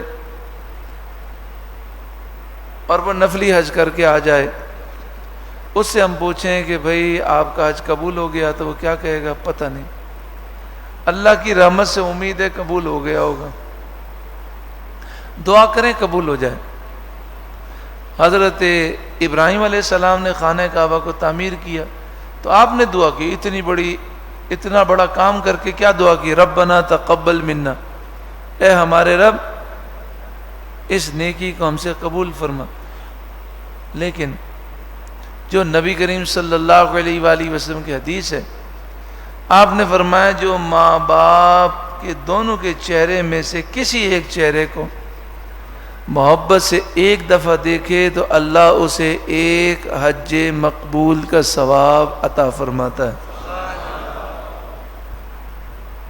صحابہ کرام کو بڑی حیرت ہوئی، یعنی صحابہ کرام کو تعجب ہوا، کس بات پر؟ کہ ماشاءاللہ اللہ کی رحمت اتنی بڑی ہے، سبحان اللہ، اور اللہ کی رحمت تو بہت بڑی ہے، لیکن ماں باپ کے چہرے کی طرف دیکھنے کی اتنی شان ہے۔ تو صحابی نے سوچا کہ اب تو ٹھیک ہے، میں بار بار دیکھوں گا۔ تو ان کے دل میں خیال آیا کہ جو پہلی نظر ہے اس پہ حج کا ثواب ہے، کیا دوسری پر بھی ہے کہ نہیں؟ تو عرض کی یا رسول اللہ صلی اللہ علیہ وسلم، جیسے لوگ ہم سے پوچھتے ہیں نا کہ مسجد قباء میں جا کر 2 رکعت نفل پڑھیں تو عمرے کا ثواب، پھر 2 کے بعد مزید 2 پڑھے تو دوبارہ عمرے کا ثواب ہوگا کہ نہیں؟ تو ہم کہتے ہیں حدیث میں اس کا ذکر نہیں ہے، امید ہے اللہ عطا فرمائے۔ حدیث میں یہ ہے کہ جو مسجد قباء جائے اور 2 رکعت پڑھے اس کو عمرے کا ثواب۔ پھر ایسی کوئی حدیث ہمیں نہیں ملی کہ حضور نے فرمایا اگر 4 پڑھے تو 2 عمرے کا ثواب اور 6 پڑھے تو 3 عمرے کا ثواب، لیکن یہ حدیث موجود ہے، ایک دفعہ دیکھے تو 1 حج کا ثواب، دوسری دفعہ دیکھے تو دوسرے حج کا ثواب، تیسری دفعہ دیکھے تیسرا حج، یہ حدیث موجود ہے۔ تو عرض کی یا رسول اللہ صلی اللہ علیہ وسلم، اگر کوئی 100 مرتبہ دیکھے تو کیا اسے 100 حج کا ثواب ملے گا؟ تو حضور نے فرمایا اللہ اکبر و اطیب، یعنی اللہ بہت بڑا ہے اور اللہ پاک ہے، اس کے خزانے میں کسی چیز کی کمی نہیں، 100 دفعہ دیکھو گے 100 حج کا ثواب۔ تو جو بد نصیب کئی سالوں سے ماں باپ کو دیکھتے ہی نہیں ہے، ناراض ہیں جی، میں اپنے ماں باپ سے ناراض ہوں، اور کس بات پہ ناراض ہو؟ کتنے مہینے ہو گئے ماں باپ سے ملے ہی نہیں ہے۔ جی میں ملتا ہوں لیکن 4-5 دن کے بعد ملتا ہوں، کیا روزانہ فون کرتے ہیں آپ؟ کیوں نہیں کرتے؟ ارے یہ ماں باپ چلے جائیں گے پھر افسوس ہوگا آپ کو۔ جی وہ مسئلہ یہ ہے کہ میں ملتا ہوں روز، لیکن روز نہیں مل سکتا، میں 1 مہینے کے بعد ملتا ہوں، بڑا مصروف ہوتا ہوں۔ تو ہماری مرضی ہے جتنے حج کمانے، تو جو زیادہ ملے گا زیادہ دیکھے گا زیادہ حج کا ثواب۔ اللہ تعالیٰ مجھے بھی معاف فرمائے، آپ کو بھی معاف فرمائے۔ بہت ساری باتیں ہیں جس کا مس پر، یعنی بہت ساری باتیں ایسی ہیں جس کا آپ سمجھیں جس پر میرا بھی عمل نہیں، آپ دعا کریں آپ کی برکت سے اللہ مجھے بھی عمل کی توفیق دے۔ اللہ تعالیٰ ہمارے ماں باپ کو صحت، تندرستی، عافیت کے ساتھ دراز عمر بالخیر بھی عطا فرمائے۔ اللہ ان کی ساری محتاجی دور فرمائے، ان کی ساری کمزوری دور فرمائے، اور ہمیں خوب ان کی خدمت کی توفیق دے۔ اللہ ہمارے ماں باپ کو راضی فرمائے، اور جو اولاد ماں باپ کی نافرمان ہے اللہ تعالیٰ اسے بھی توبہ کی توفیق دے۔ ایک انڈیا کا واقعہ میں اکثر سناتا ہوں۔ انڈیا میں ایک شخص تھا، اس کی شادی ہو گئی، بچے ہو گئے۔ اب آپ کو پتہ ہے کہ ساس بہو کے جھگڑے تو ہوتے ہیں، ہر جگہ نہیں ہوتے۔ ہمارے ایک دوست ہیں، شاہ صاحب بھی ہیں، وہ کہتے ہیں کہ میری زوجہ اتنی ماشاءاللہ نیک ہے کہ میرے والد اپنی بیٹی سے زیادہ اپنی بہو کو چاہتے تھے، اور میری والدہ بھی اپنی بیٹی سے زیادہ اپنی بہو کو چاہتی ہے۔ مجھ سے میری والدہ 15 دن بات نہ کریں، 1 مہینہ بات نہ کریں، کوئی ان کو ٹینشن نہیں ہے، لیکن میری بیوی سے روزانہ 1 گھنٹہ وہ بات کرتی ہیں۔ جب میں وہاں لے جاتا ہوں تو یہ جدا ایسے ہوتی ہیں ایک دوسرے سے کہ جیسے ماں بیٹی جدا ہو رہی ہے، کیونکہ میری بیوی وہ اپنی ساس کی بہت خدمت کرتی۔ تو یہ لاکھوں میں کوئی ایک ہی، شاید آپ نے زندگی پہلی دفعہ ایسا سنا ہوگا۔ آپ کہیں گے میں تو پہلی دفعہ سنا، بہت سارے کہیں گے ہم نے زندگی گزر گئی، ایسی بہو تو ہم نے دیکھی نہیں ہے۔ تو ایسی دنیا میں ہے، تبھی تو یہ دنیا قائم ہے اللہ کے نیک بندوں سے۔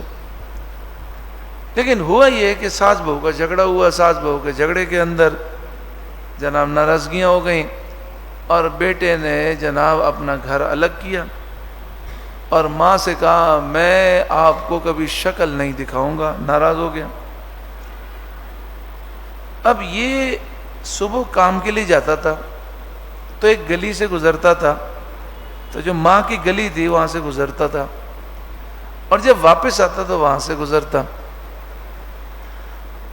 تو ماں کو پتا تھا کہ صبح 9 بجے گزرے گا اور واپسی میں یہ شام کو 7 بجے گزرے گا، لیکن ماں کی محبت دیکھیں، یہ صبح فجر پڑھ کے کھڑی ہوتی، شام کے 8 بجے تک کھڑی ہوتی، 7 بجے تک، تو اس کو گھر والے کہتے بھی کہ ابھی 9 بجے گزر گیا نا، دیکھ لیا نا آپ نے اس کی شکل، اب آپ 6:45 بجے کھڑی ہو جائیے گا، تو وہ کہتی نہیں میں انتظار کر.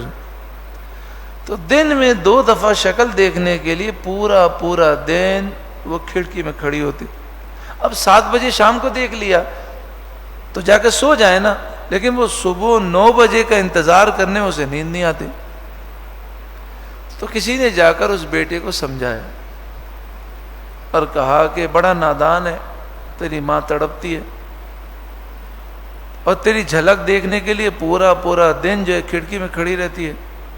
تو بعض لوگ ہوتے ہیں نا، ان کو سمجھائیں تو ان کو اور غصہ آ جاتا ہے. اس کو اور غصہ آیا، بولا میں نے کہا تھا کہ تو میری شکل نہیں دیکھے گی، تو میری ماں میری شکل کیسی دیکھتی ہے، اس نے گلی بدل دی.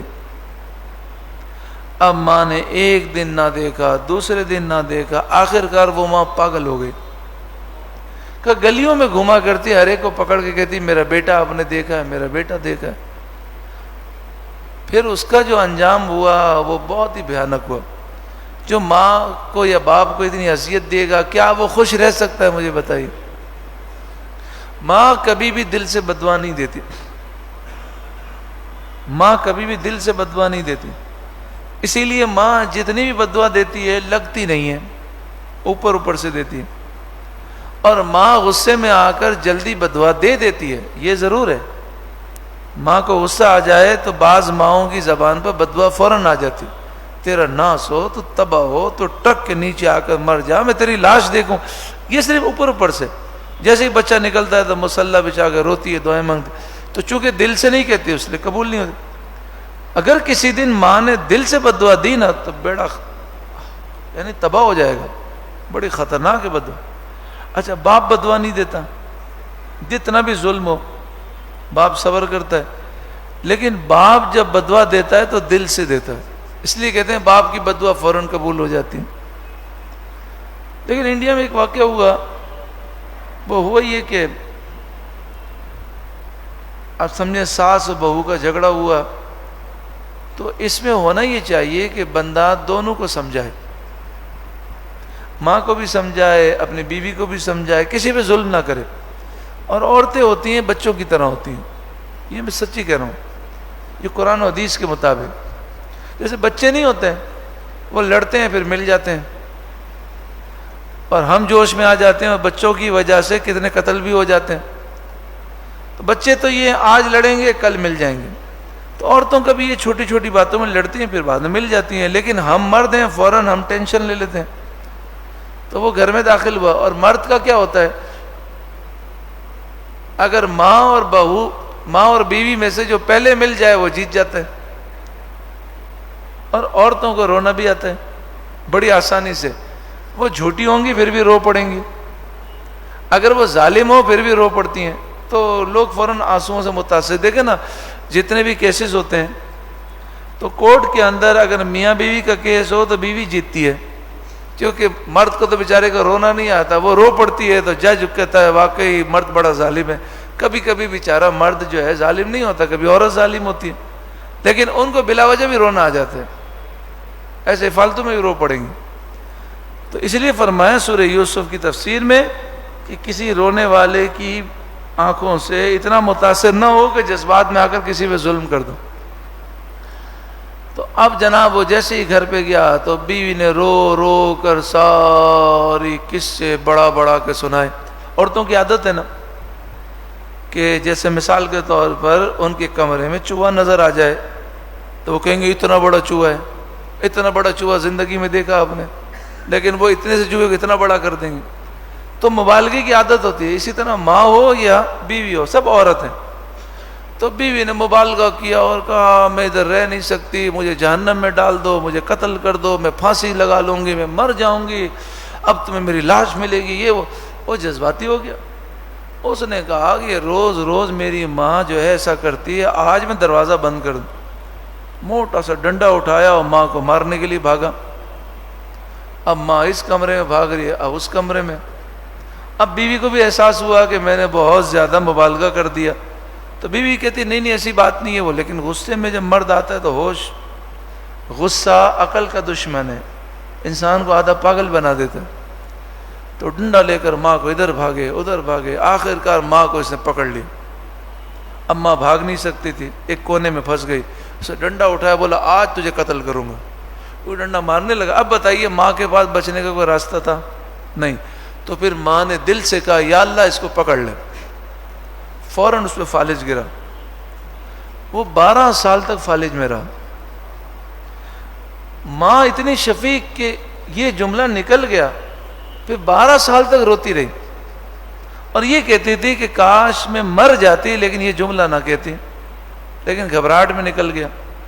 لیکن وہ آدمی پھر بھی خوش نصیب تھا، اس لیے خوش نصیب تھا کہ پھر 12 سال تک زندہ رہا، ماں سے رو رو کر معافی مانگتا رہا اور ماں نے اس کو کئی دفعہ معاف کر دیا.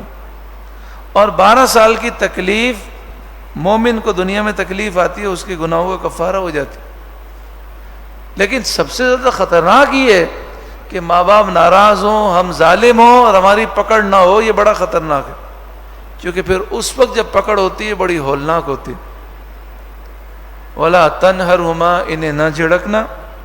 وَقُلْ لَهُمَا قَوْلًا كَرِيمًا، اور ان سے تعظیم سے بات کرنا، ادب سے بات کرنا. کیسے بات کریں ادب سے؟ ہمیں تو غصہ آ جاتا ہے. ایک نوجوان آیا، مجھے کہنے لگا مجھے کوئی وظیفہ دیں، مجھے ماں باپ کے سامنے غصہ آ جاتا ہے، بے ادبی ہو جاتی ہے، دل دکھا دیتا ہوں، پھر افسوس ہوتا ہے، معافی مانگتا ہوں. وہ شفیق ہے، معاف کر دیتے ہیں، لیکن ہر دفعہ میں یہی کرتا ہوں. تو میں نے اس جوان سے کہا کہ کام کیا کرتے ہو؟ کہا فلاں جگہ نوکری کرتا ہوں. تو میں نے کہا کتنی تنخواہ ہے؟ تو کہنے لگے 40,000 روپے.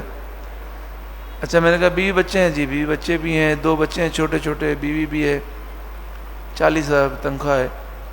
تو میں نے کہا یہ بتاؤ کہ کبھی سیٹ کی بات پہ غصہ آیا؟ کہا آتا تو بہت ہے لیکن اظہار کبھی نہیں کیا. تو میں نے کہا سیٹ کی بات پر آپ نے اظہار بھی نہیں کیا اور چہرے سے بھی نہیں کیا ہوگا. اس نے کہا اور کیا مولانا صاحب، حضرت اگر منہ بگاڑیں گے تو نوکری سے نکال دے گا. تو منہ بھی ایسا رکھا جیسے برا ہی نہیں لگ رہا. میں نے کہا افسوس کی بات ہے، 40,000 روپے ماہانہ تنخواہ کے لیے آپ نے اپنا غصہ پی بھی لیا، اندر آگ لگی ہوئی تھی، لیکن آپ نے کیا کیا؟ آپ نے یہ سوچا کہ میں اپنے چہرے سے اظہار نہ کروں، کیونکہ اگر میں نے ذرا بھی چہرے سے اظہار کیا تو مجھے نوکری سے نکال دے گا.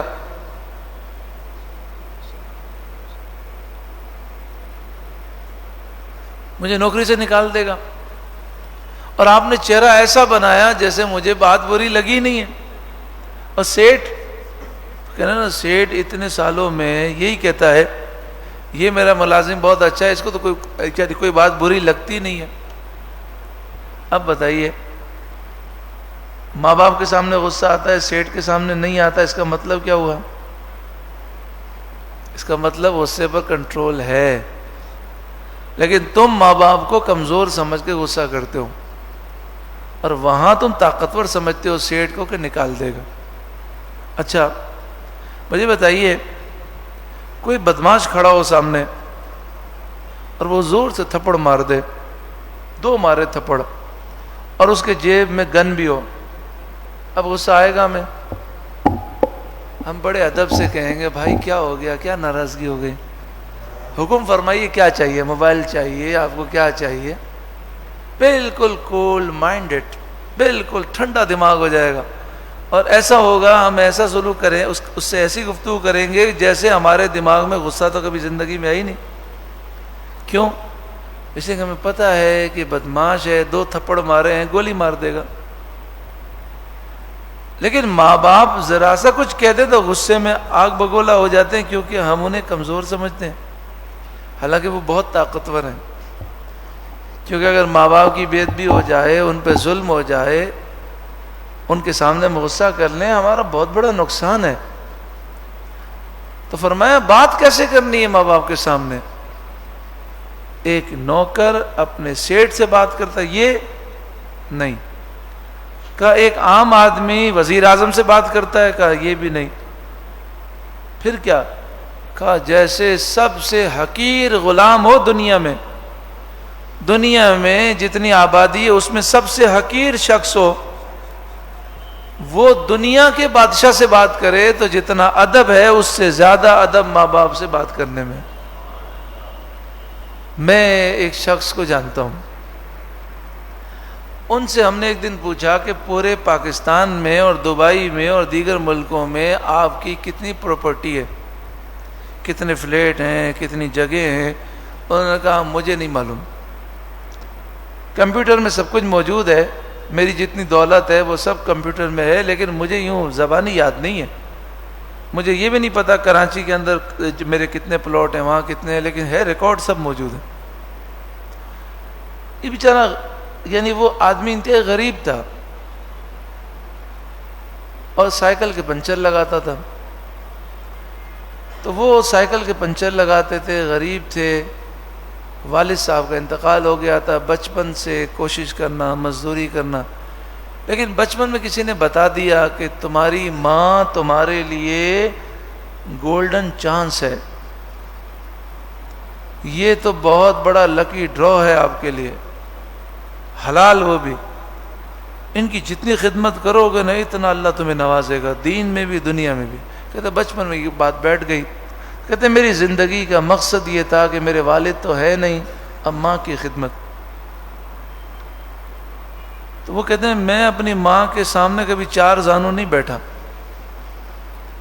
اور کبھی ماں کے سامنے اوپر نہیں بیٹھا، میری ماں اوپر بیٹھی ہوتی جھولے پر، میں دو زانوں ہاتھ باندھ کے سر جھکا کے ایک ایک گھنٹہ، دو دو گھنٹہ، جب تک میری ماں مجھے نہ کہے جا اب جا کے سو جا، تب تک۔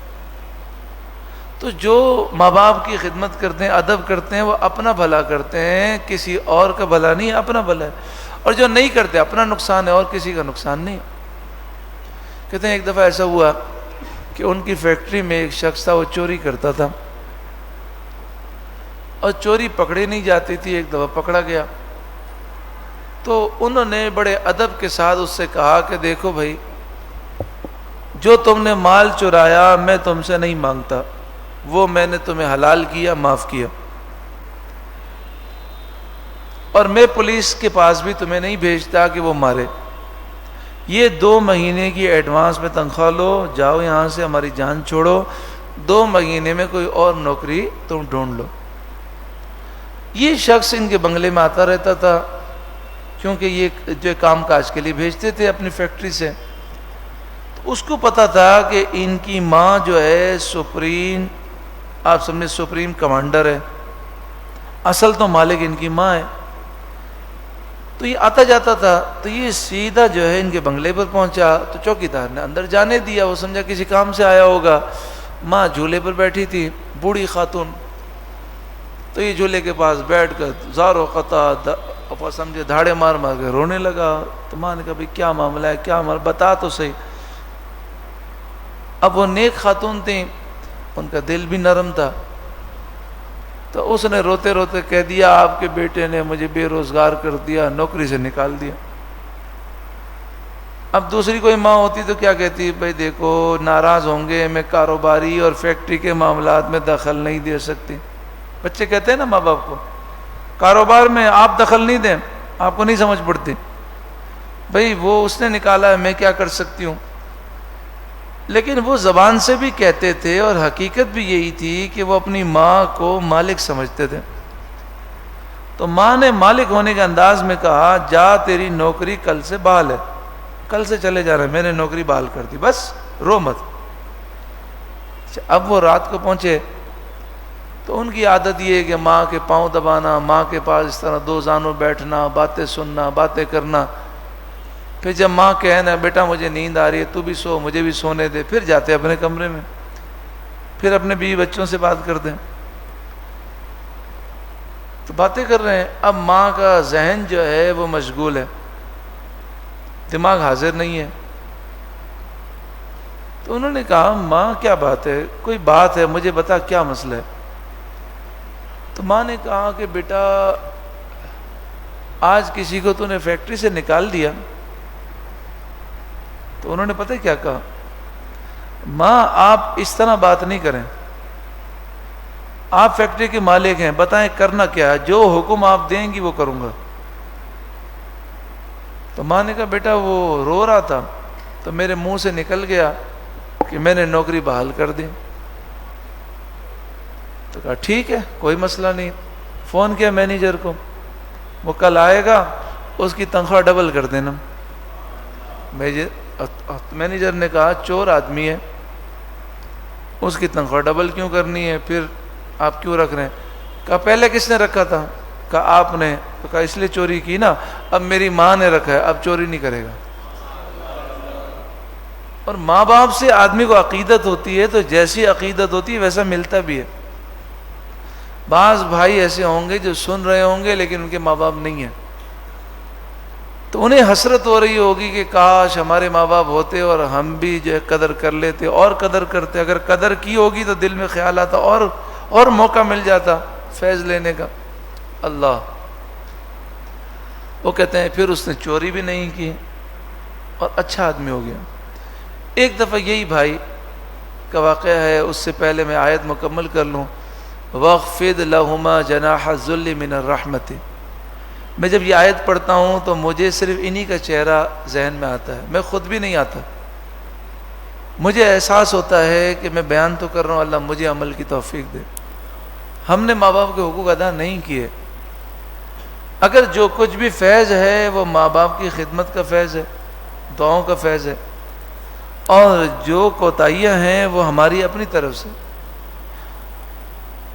اور تو ان دونوں کے سامنے نرم دلی سے عاجزی کا بازو بچھا دے، ان کے سامنے عاجزی سے بیٹھ، عاجزی کر، اور دل میں ان سے محبت کر، نرم دلی۔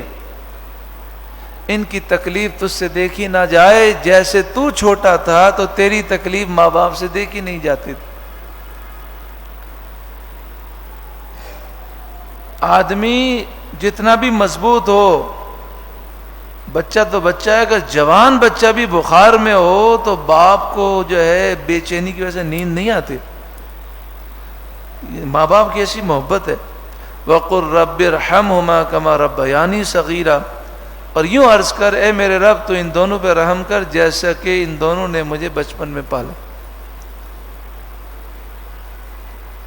یہ جن بھائی کا میں ذکر کر رہا ہوں، اللہ انہیں دینی دنیاوی اور برکتیں عطا فرمائے، صحت تندرستی عافیت دے، درازی عمر بالخیر عطا فرمائے۔ ان کی ماں جو ہے وہ جھولا جھولنے کی شوقین تھی۔ اچھا عمر بڑی ہوئی تو اب پاؤں سے وہ جھولا نہیں چلا سکتی تھی، تو یہ کتنے ملکوں میں گئے جھولا لینے کے لیے، اور ماں کے لیے جھولا لے کر آئے۔ ہم نے کہا جھولا تو یہاں بھی ملتا ہے، تو پتہ چلا مسئلہ یہ ہے کہ ان کی ماں پڑھی لکھی نہیں تھی، تو ریموٹ کنٹرول سے جو جھولے چلتے ہیں ان کا جو نظام ہے مشکل ہوتا ہے، تو ایسا وہ ریموٹ کنٹرول سے چلنے والا جھولا لے کر آئے جو ان کی ماں آسانی سے چلا سکے۔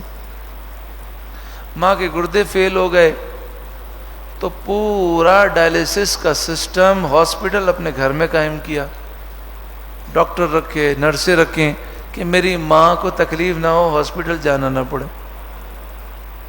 ایسی محبت۔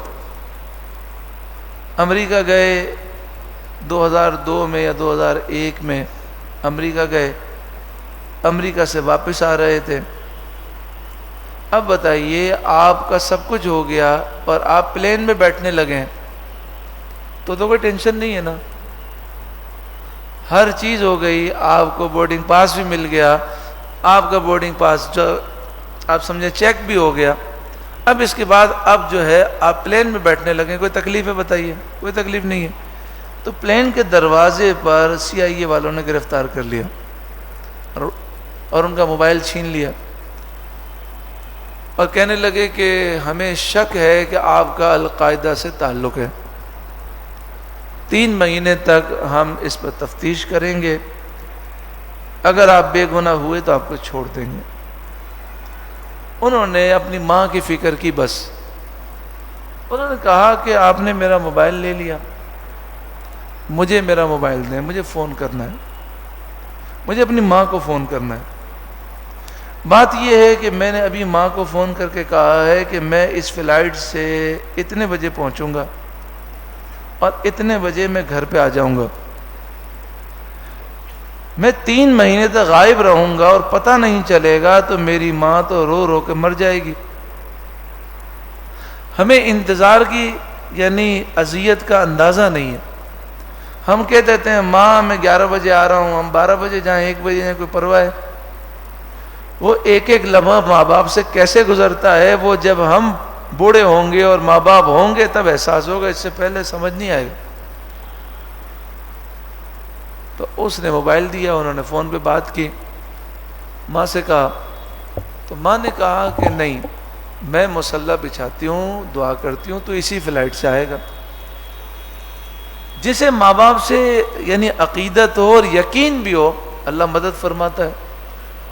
تو انہیں اپنی ماں کی دعا پر اتنا یقین تھا کہ انہوں نے اس سے کہا کہ میں اس فلائٹ سے جا رہا ہوں، کوئی آدمی، کوئی باپ بھی مجھے روک نہیں سکتا۔ اس نے کہا وہ کیسے؟ تو کہا میری ماں دعا کر رہی ہے، میں جاؤں گا اس فلائٹ سے۔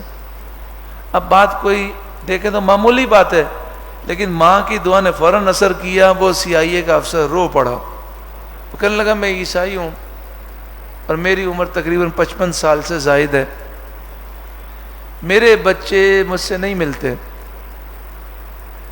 وہ فادر ڈے پر ایک فون کرتے ہیں اور کبھی وہ بھی نہیں کرتے، میں پورا دن انتظار کرتا ہوں، اور تم اپنی ماں سے اتنی محبت کرتے ہو، اتنا یقین، میں گارنٹی لیتا ہوں کہ آپ کا کسی دہشت گرد سے کوئی تعلق نہیں۔ پھر اس نے بیگ اٹھایا، اپنے ہاتھ سے اٹھا کر آیا، ان کو سیٹ پہ بٹھایا اور روتے ہوئے کہہ رہا تھا کہ میری ماں، یعنی اپنی ماں سے کہنا میرے لیے دعا کرے۔ وہ کہتے ہیں کہ میں نے اپنی ماں سے کہا کہ اس کے لیے دعا کریں، اللہ اس کو ایمان کی دولت دے۔ ان کو اتنا یقین ہے، کہتے ہیں میری پھر ملاقات نہیں ہوئی لیکن مجھے امید ہے کہ وہ مسلمان ہو گیا ہوگا۔ اب میرے لیے، آپ کے لیے مرضی ہے، اگر ہم چاہتے ہیں حافظہ بھی قوی ہو، یادداشت بھی قوی ہو، امتحانات میں بھی کامیاب ہوں، اسکول، کالج، یونیورسٹی میں بھی کامیابی ہو، کاروبار میں بھی کامیابی ہو، کاروبار میں نقصان بھی نہ ہو، تو اپنے ماں باپ کے حقوق ادا کر لیں، خدمت کر لیں۔ یہ بہت بڑا کاروبار ہے، انویسٹمنٹ ہے۔ یقین جانیے اگر ہمیں کوئی ملنگ مل جائے، مجذوب، اور ہو واقعی مجذوب، یعنی ڈھونگی نہ ہو، واقعی مجذوب ہو، مجذوب اس اللہ کے ولی کو کہتے ہیں کہ جو اللہ کی یاد میں گم ہوتے ہیں، پھر وہ بڑے جلالی ہوتے ہیں۔ جب لوگ ان کے پاس جاتے ہیں تو ان کو بسا اوقات وہ مارتے بھی ہیں، ڈنڈے بھی مارتے ہیں، اور لوگوں کا عقیدہ یہ ہوتا ہے کہ اگر یہ بابا جی ڈنڈا مار دیں گے تب بھی بیڑا پار ہے۔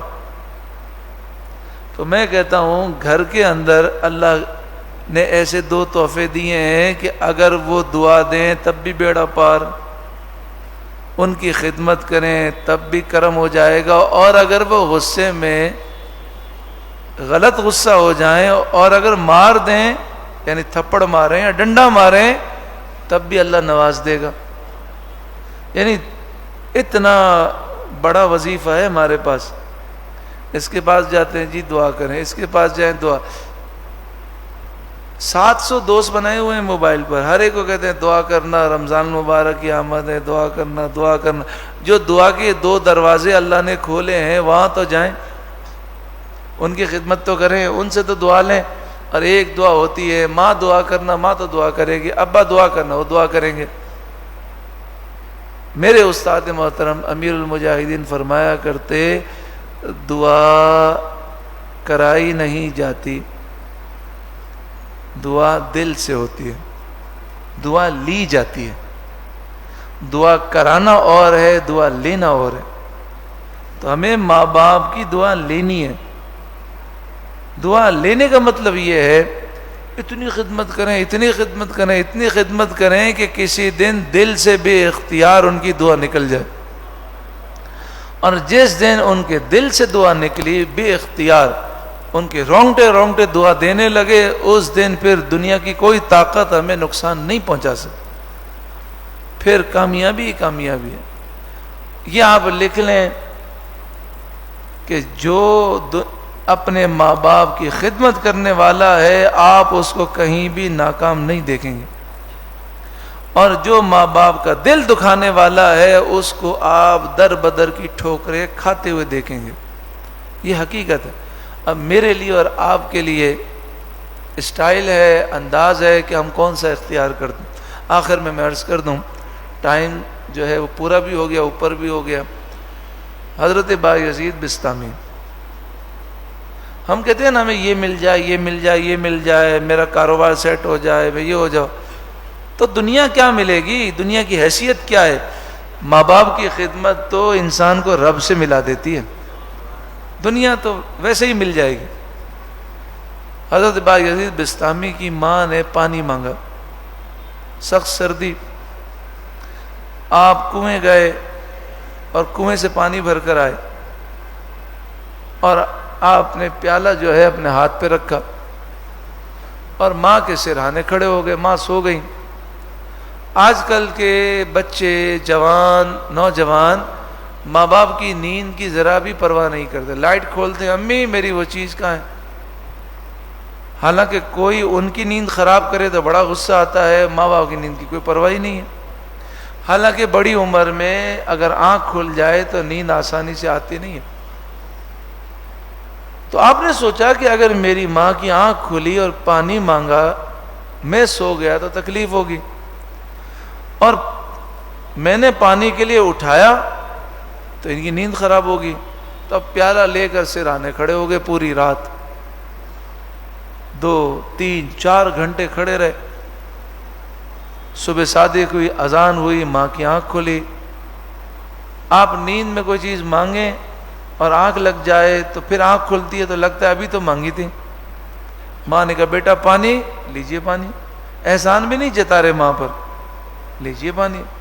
ماں نے جب پیالہ اٹھایا تو سردی اتنی زیادہ تھی کہ پیالے کے نیچے جو تھوڑا تھوڑا پانی تھا وہ جم گیا، اور پیالہ یعنی ہتھیلی سے وہ چپک گیا۔ جب ماں نے اٹھایا تو خون جاری ہو گیا، یہ کھال بھی اکھڑ گئی۔ تو ماں نے کہا بیٹا یہ کیا ہوا؟ تو وہ پورا واقعہ سنایا۔ حضرت بایزید بسطامی کہتے ہیں میری ماں نے کچھ نہیں کہا، اس کی آنکھوں سے آنسو جاری ہوئے، اور میری ماں کے دل سے دعا نکلی۔ اسی وقت میں نے محسوس کیا کہ ایک نور میرے دل میں داخل ہوا اور اللہ نے اپنی ولایت عطا فرما دی۔ اللہ اکبر، یا رسول اللہ، یا رسول اللہ۔ اب بتائیے جب ماں باپ کی خدمت سے ولایت مل سکتی ہے تو دنیا کی کیا حیثیت ہے؟ یہ امتحان کا مسئلہ کیا ہے؟ جس امتحان میں پریشان ہو کر بچے ماں باپ کو الٹا سیدھا جواب دیتے ہیں، کام نہیں کرتے، یہ امتحان کیا حیثیت رکھتے ہیں؟ اگر ماں باپ کی خدمت کریں گے تو امتحان میں بھی کامیابی۔ یہ تو جملہ یاد رکھیں نا، جو ماں باپ کا دل جیت لیتا ہے کسی میدان میں وہ ناکام ہو ہی نہیں سکتا، اس کے ساتھ اللہ کی مدد ہے۔ اور یہ تو سلوک ہے ماں باپ کے ساتھ جو مسلمان ہیں۔ اگر ماں باپ کافر ہیں یا بدعقیدہ ہیں تو بھی ہمیں حکم ہے کہ دنیاوی معاملات میں ان کی خدمت لازم ہے۔ تو ہمارے ماں باپ تو الحمدللہ مسلمان ہیں، ہمارے ماں باپ تو کوئی کافر نہیں ہے، ہمارے ماں باپ تو مسلمان ہیں۔ جب ہمارے ماں باپ مسلمان ہیں، سنی صحیح عقیدہ ہیں، عاشق رسول ہیں، جب ہم ان کی خدمت کریں گے تو کیا مقام ملے گا؟ کوئی پرواہ نہیں کریں دوستوں کی۔ ماں نے کہا بیٹا 11 بجے دوستوں میں سے آ جانا۔ آپ نے اندازہ لگایا کہ 11:15 بجے میں اٹھوں گا تو 11 بجے پہنچ سکتا ہوں، آپ اٹھ جائیے۔ وہ مذاق اڑاتے ہیں، ان کو اڑانے دیں، بلکہ ان سے کہیں کہ تم مذاق اڑاتے ہو، جو مجھے ماں باپ کی خدمت سے روکے وہ میرا دوست نہیں ہو سکتا۔ حضور نے فرمایا تمہارا دوست وہ ہے جسے دیکھ کر تمہیں خدا یاد آ جائے۔ تو ایسے گمراہ اور فاسق دوستوں سے دوستی کرنا بہت بڑی جہالت ہے۔ ہم کہیں ہمارا وہ دوست بنے گا جو حضور نے فرمایا، تمہارا دوست کون ہے؟ جسے دیکھ کر خدا یاد آ جائے۔ تو بتائیے ایسا دوست تو ہمیں کیا کہے گا؟ ابھی 10:30 بج گئے، جاؤ جلدی سے۔ آپ یعنی آپ کہو گے جناب 11:15 بجے چلے جائیں گے، وہ کہے گا نہیں، اگر 11:15 بجے نکلے اور 2 منٹ لیٹ ہو گئے تو ماں کو اذیت ہوگی، 10:30 بجے نکلو تاکہ 5 منٹ پہلے پہنچ جاؤ، ماں پہلے دیکھ کر خوش ہو جائے گی، جاؤ جاؤ جاؤ۔ جب ایسے دوست ہوں گے تو پھر وہ ماں باپ کی قدر سکھائیں گے۔ آخر میں یہی عرض ہے، میں اپنے نفس کو بھی کہتا ہوں، آپ سے بھی کہتا ہوں، اللہ نے ماں باپ دیے ہیں، قدر کر لیں۔ ایک وقت آئے گا شاید ہم دنیا میں نہیں ہوں گے، یا شاید ہمارے ماں باپ نہ ہوں، ہمیشہ کوئی نہیں رہے گا، کوئی رہے گا ہمیشہ، کوئی نہیں رہے گا۔ اگر ہم چلے گئے تو اللہ کو کیا جواب دیں گے؟ اور اگر ماں باپ چلے گئے اور افسوس رہ گیا کہ ہم نے خدمت نہیں کی، تو اس افسوس کا ازالہ کیسے ہوگا؟ اور اگر ہم نے خدمت کی ہے، اور ایسی خدمت کی ہے کہ ہم بڑی رات یا خانہ کعبہ کے سامنے، حجر اسود کے سامنے یہ دعا کر سکتے ہیں کہ یا اللہ جو میں نے اپنے ماں باپ کے ساتھ معاملہ کیا ہے، میری اولاد کو بھی توفیق دے وہ میرے ساتھ ایسا ہی معاملہ کرے، اگر یہ دعا کر سکتے ہیں تو ہم خدمت گزار ہیں۔ ورنہ لاکھوں میں شاید ہی کوئی ہوگا جو اس دعا پہ آمین کہہ سکے۔ کیوں؟ وہ کہے گا جو میں نے اپنے ماں باپ کے ساتھ کیا ہے میری اولاد کرے گی تو مجھ سے تو برداشت نہیں ہوگا۔ ارے میاں برداشت ہو یا نہ ہونا یہی ہے، جیسی کرنی ویسی بھرنی ہے۔ اگر ہم چاہتے ہیں کہ ہماری اولاد ہماری قدر کرے تو ماں باپ کی قدر کریں۔ دوسری بات یہ کہ جب ہم اپنے ماں باپ کا ادب کریں گے، قدر کریں گے، تو ہمارے چھوٹے چھوٹے بچے دیکھیں گے کہ نہیں، تو ان کو پتہ چلے گا کہ ماں باپ کا یہ ادب کرنا ہے، اس طرح بات کرنی۔ تو پھر جب ہمارے بچے بڑے ہوں گے تو وہ بھی ہماری قدر کریں گے۔ اور اگر ہم اپنے ماں باپ کے ساتھ بدتمیزی کریں گے تو بچے سیکھیں گے، اچھا ابا جی آپ بھی بوڑھے ہو جاؤ، پھر میں بھی تمہارے ساتھ یہی کرنا ہے۔ جیسے کہ ایک بزرگ واقعہ لکھتے ہیں کہ ایک شخص نے اپنے باپ کو گھر سے باہر نکال دیا، سردی آئی، اسے کمبل مانگا، تو اس نے اپنے بیٹے سے کہا کہ دادا جی کو کمبل دے دو۔ بیٹے نے آدھا کاٹ کے دے دیا، تو باپ نے کہا کہ بیٹا دادا جی کو آدھا کیوں دیا؟ کہا آپ بوڑھے ہوں گے، پھر میں آپ کو گھر سے نکالوں گا، پھر وہ کمبل آپ کو دوں گا۔ چھوٹے بچے ہوتے ہیں نا، وہ سچے ہوتے ہیں۔ وہ بچہ کوئی سمجھداری سے نہیں بول رہا تھا، وہ چھوٹا تھا تو اس نے یہ سیکھا کہ یوں ہوتا ہے، تو اس نے سوچا کہ آدھا کمبل ابھی سے بچا کے رکھوں۔ باپ کو بات سمجھ میں آ گئی، اس نے توبہ کی۔ اللہ تعالیٰ مجھے اور آپ سب کو عمل کی توفیق عطا فرمائے۔ اللہ میرے اور آپ سب کے گناہوں کو معاف فرمائے۔ بیان کرنا سننا آسان ہے، کامیاب وہی ہوتے ہیں جو عمل کرتے ہیں۔ اللہ تعالیٰ ہم تیری بارگاہ میں عرض کرتے ہیں، یا اللہ ایسا کرم کر دے، ایسا کرم فرما دے کہ ہمارے ماں باپ کی ہم قدر کرنے میں کامیاب ہو جائیں، خدمت کرنے میں کامیاب ہو جائیں۔ یا اللہ ہمارے ماں باپ کو ہم سے راضی فرما دے۔ یا اللہ ہم نے جو بے ادبی کی، دل دکھایا، خدمت میں کوتاہی کی، ہمیں معاف کر دے۔ یا اللہ اپنا فضل فرما، کرم فرما۔ یا اللہ ہمارے ماں باپ کو صحت، تندرستی، عافیت، دراز عمر بالخیر عطا فرما، انہیں ولی کامل بنا، سچا عاشق رسول بنا۔ یا اللہ ان کے درجات بلند فرما۔ یا اللہ ان کی کمزوریوں کو، بیماریوں کو دور فرما، ہمیشہ انہیں لوگوں کی محتاجی سے محفوظ فرما۔ یا اللہ جن کے والدین میں سے دونوں یا کوئی ایک انتقال کر گئے ان کی بخشش فرما، والدین کو اولاد سے راضی فرما۔ یا اللہ جو اولاد اپنے ماں باپ کی گستاخ ہے، بے ادب ہے، دکھ دیتی ہے، یا اللہ اسے بھی توبہ کی توفیق عطا فرما۔ آمین ثم آمین بجاہ سید المرسلین صلی اللہ علیہ وآلہ وسلم. درود پاک پڑھی. اللہم صلی علی سیدنا و مولانا محمد ابن عبد اللہ ما ضاق امر الا وفرجہ اللہ صلی اللہ علیہ وآلہ وسلم. صلاۃ و سلام علیک یا سیدی یا رسول اللہ. سبحانک اللہم و بحمدک اشہد ان لا الہ الا انت استغفرک و اتوب الیک. سبحان ربک رب العزت عما یصفون وسلام علی المرسلین والحمد للہ رب العالمین. لیکن ایک مسئلہ سماعت کر لیں. اگر ماں باپ کسی ایسے کام کا حکم دیں جو حرام ہے، ناجائز ہے، گناہ کا کام ہے، تو ان کا کہنا نہیں ماننا. لیکن کہنا بھی نہیں ماننا اور ان کی بے ادبی بھی نہیں کرنا. مثلا باپ نے کہا کہ تم جھوٹ بولو، تو کہے کہ ابو میں جھوٹ نہیں بول سکتا. پھر سر جھکا لے. بحث نہیں کرنی، لڑنا نہیں ہے، جھگڑنا نہیں ہے، سر جھکا لے. وہ ڈانٹیں تو ڈانٹ سن لیں، ماریں تو مار کھا لے، لیکن کرے وہ جو شریعت کا حکم ہے. اس کا خیال کرنا ہے. اگر ماں باپ کہیں نماز نہیں پڑھنی تو پڑھنی ہے نماز، اور اس پر ڈانٹ پڑے تو ڈانٹ سننی ہے.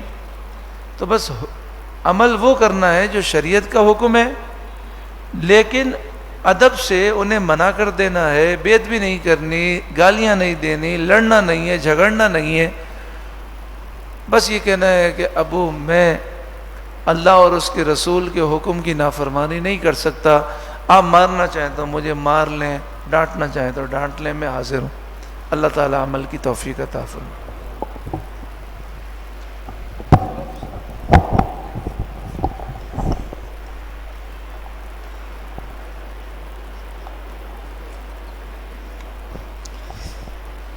آئیے مل کر ایک اشعار منقبت کا، اور اس کے بعد صلاۃ والسلام، اور اس کے بعد دعا، اس کے بعد سحری کا اہتمام. خدا کے فضل سے ہم پر ہے سایہ غوث اعظم کا. ہماری لاج کس کے ہاتھ ہے، بغداد والے کے مصیبت ٹال دینا کام کس کا، غوث اعظم کا. خدا کے فضل سے ہم پر ہے سایہ غوث کا. ہمیں دونوں جہاں میں ہے سہارا غوث اعظم کا. خدا کے فضل سے ہم پر ہے سایہ غوث اعظم کا. اے صحابہ مصطفیٰ سے کہہ دینا، غم کے مارے سلام کہتے ہیں، یاد کرتے ہیں تم کو شام و سحر، بے سہارے سلام. جب محمد کا نام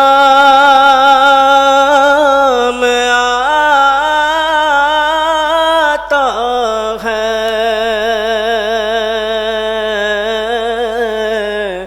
رحمتوں کا پیام آتا ہے.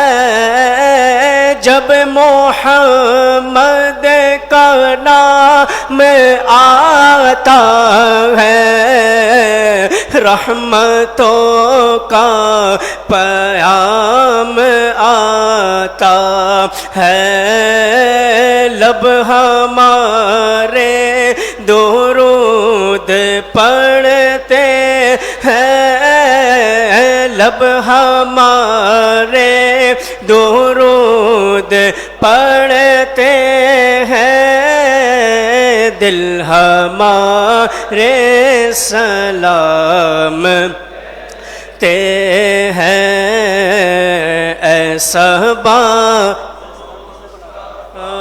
سے کہہ دینا غم کے مارے سلام کہتے ہیں، یاد کرتے ہیں تم کو شام و سحر بے سہارے۔ کاش محشر میں جب ان کی آمد ہو اور بھیجے سب ان کی شوکت پہ لاکھوں سلام، مجھ سے خدمت کے قدسی کہے ہاں رضا مصطفیٰ جان رحمت پہ لاکھوں سلام، جس نے ختم نبوت پہ پہرا دیا، جس نے ختم نبوت پہ پہرا دیا، ایسے خادم کی خدمت پہ لاکھوں سلام، مصطفیٰ جان رحمت پہ لاکھوں سلام۔ اللہم صلی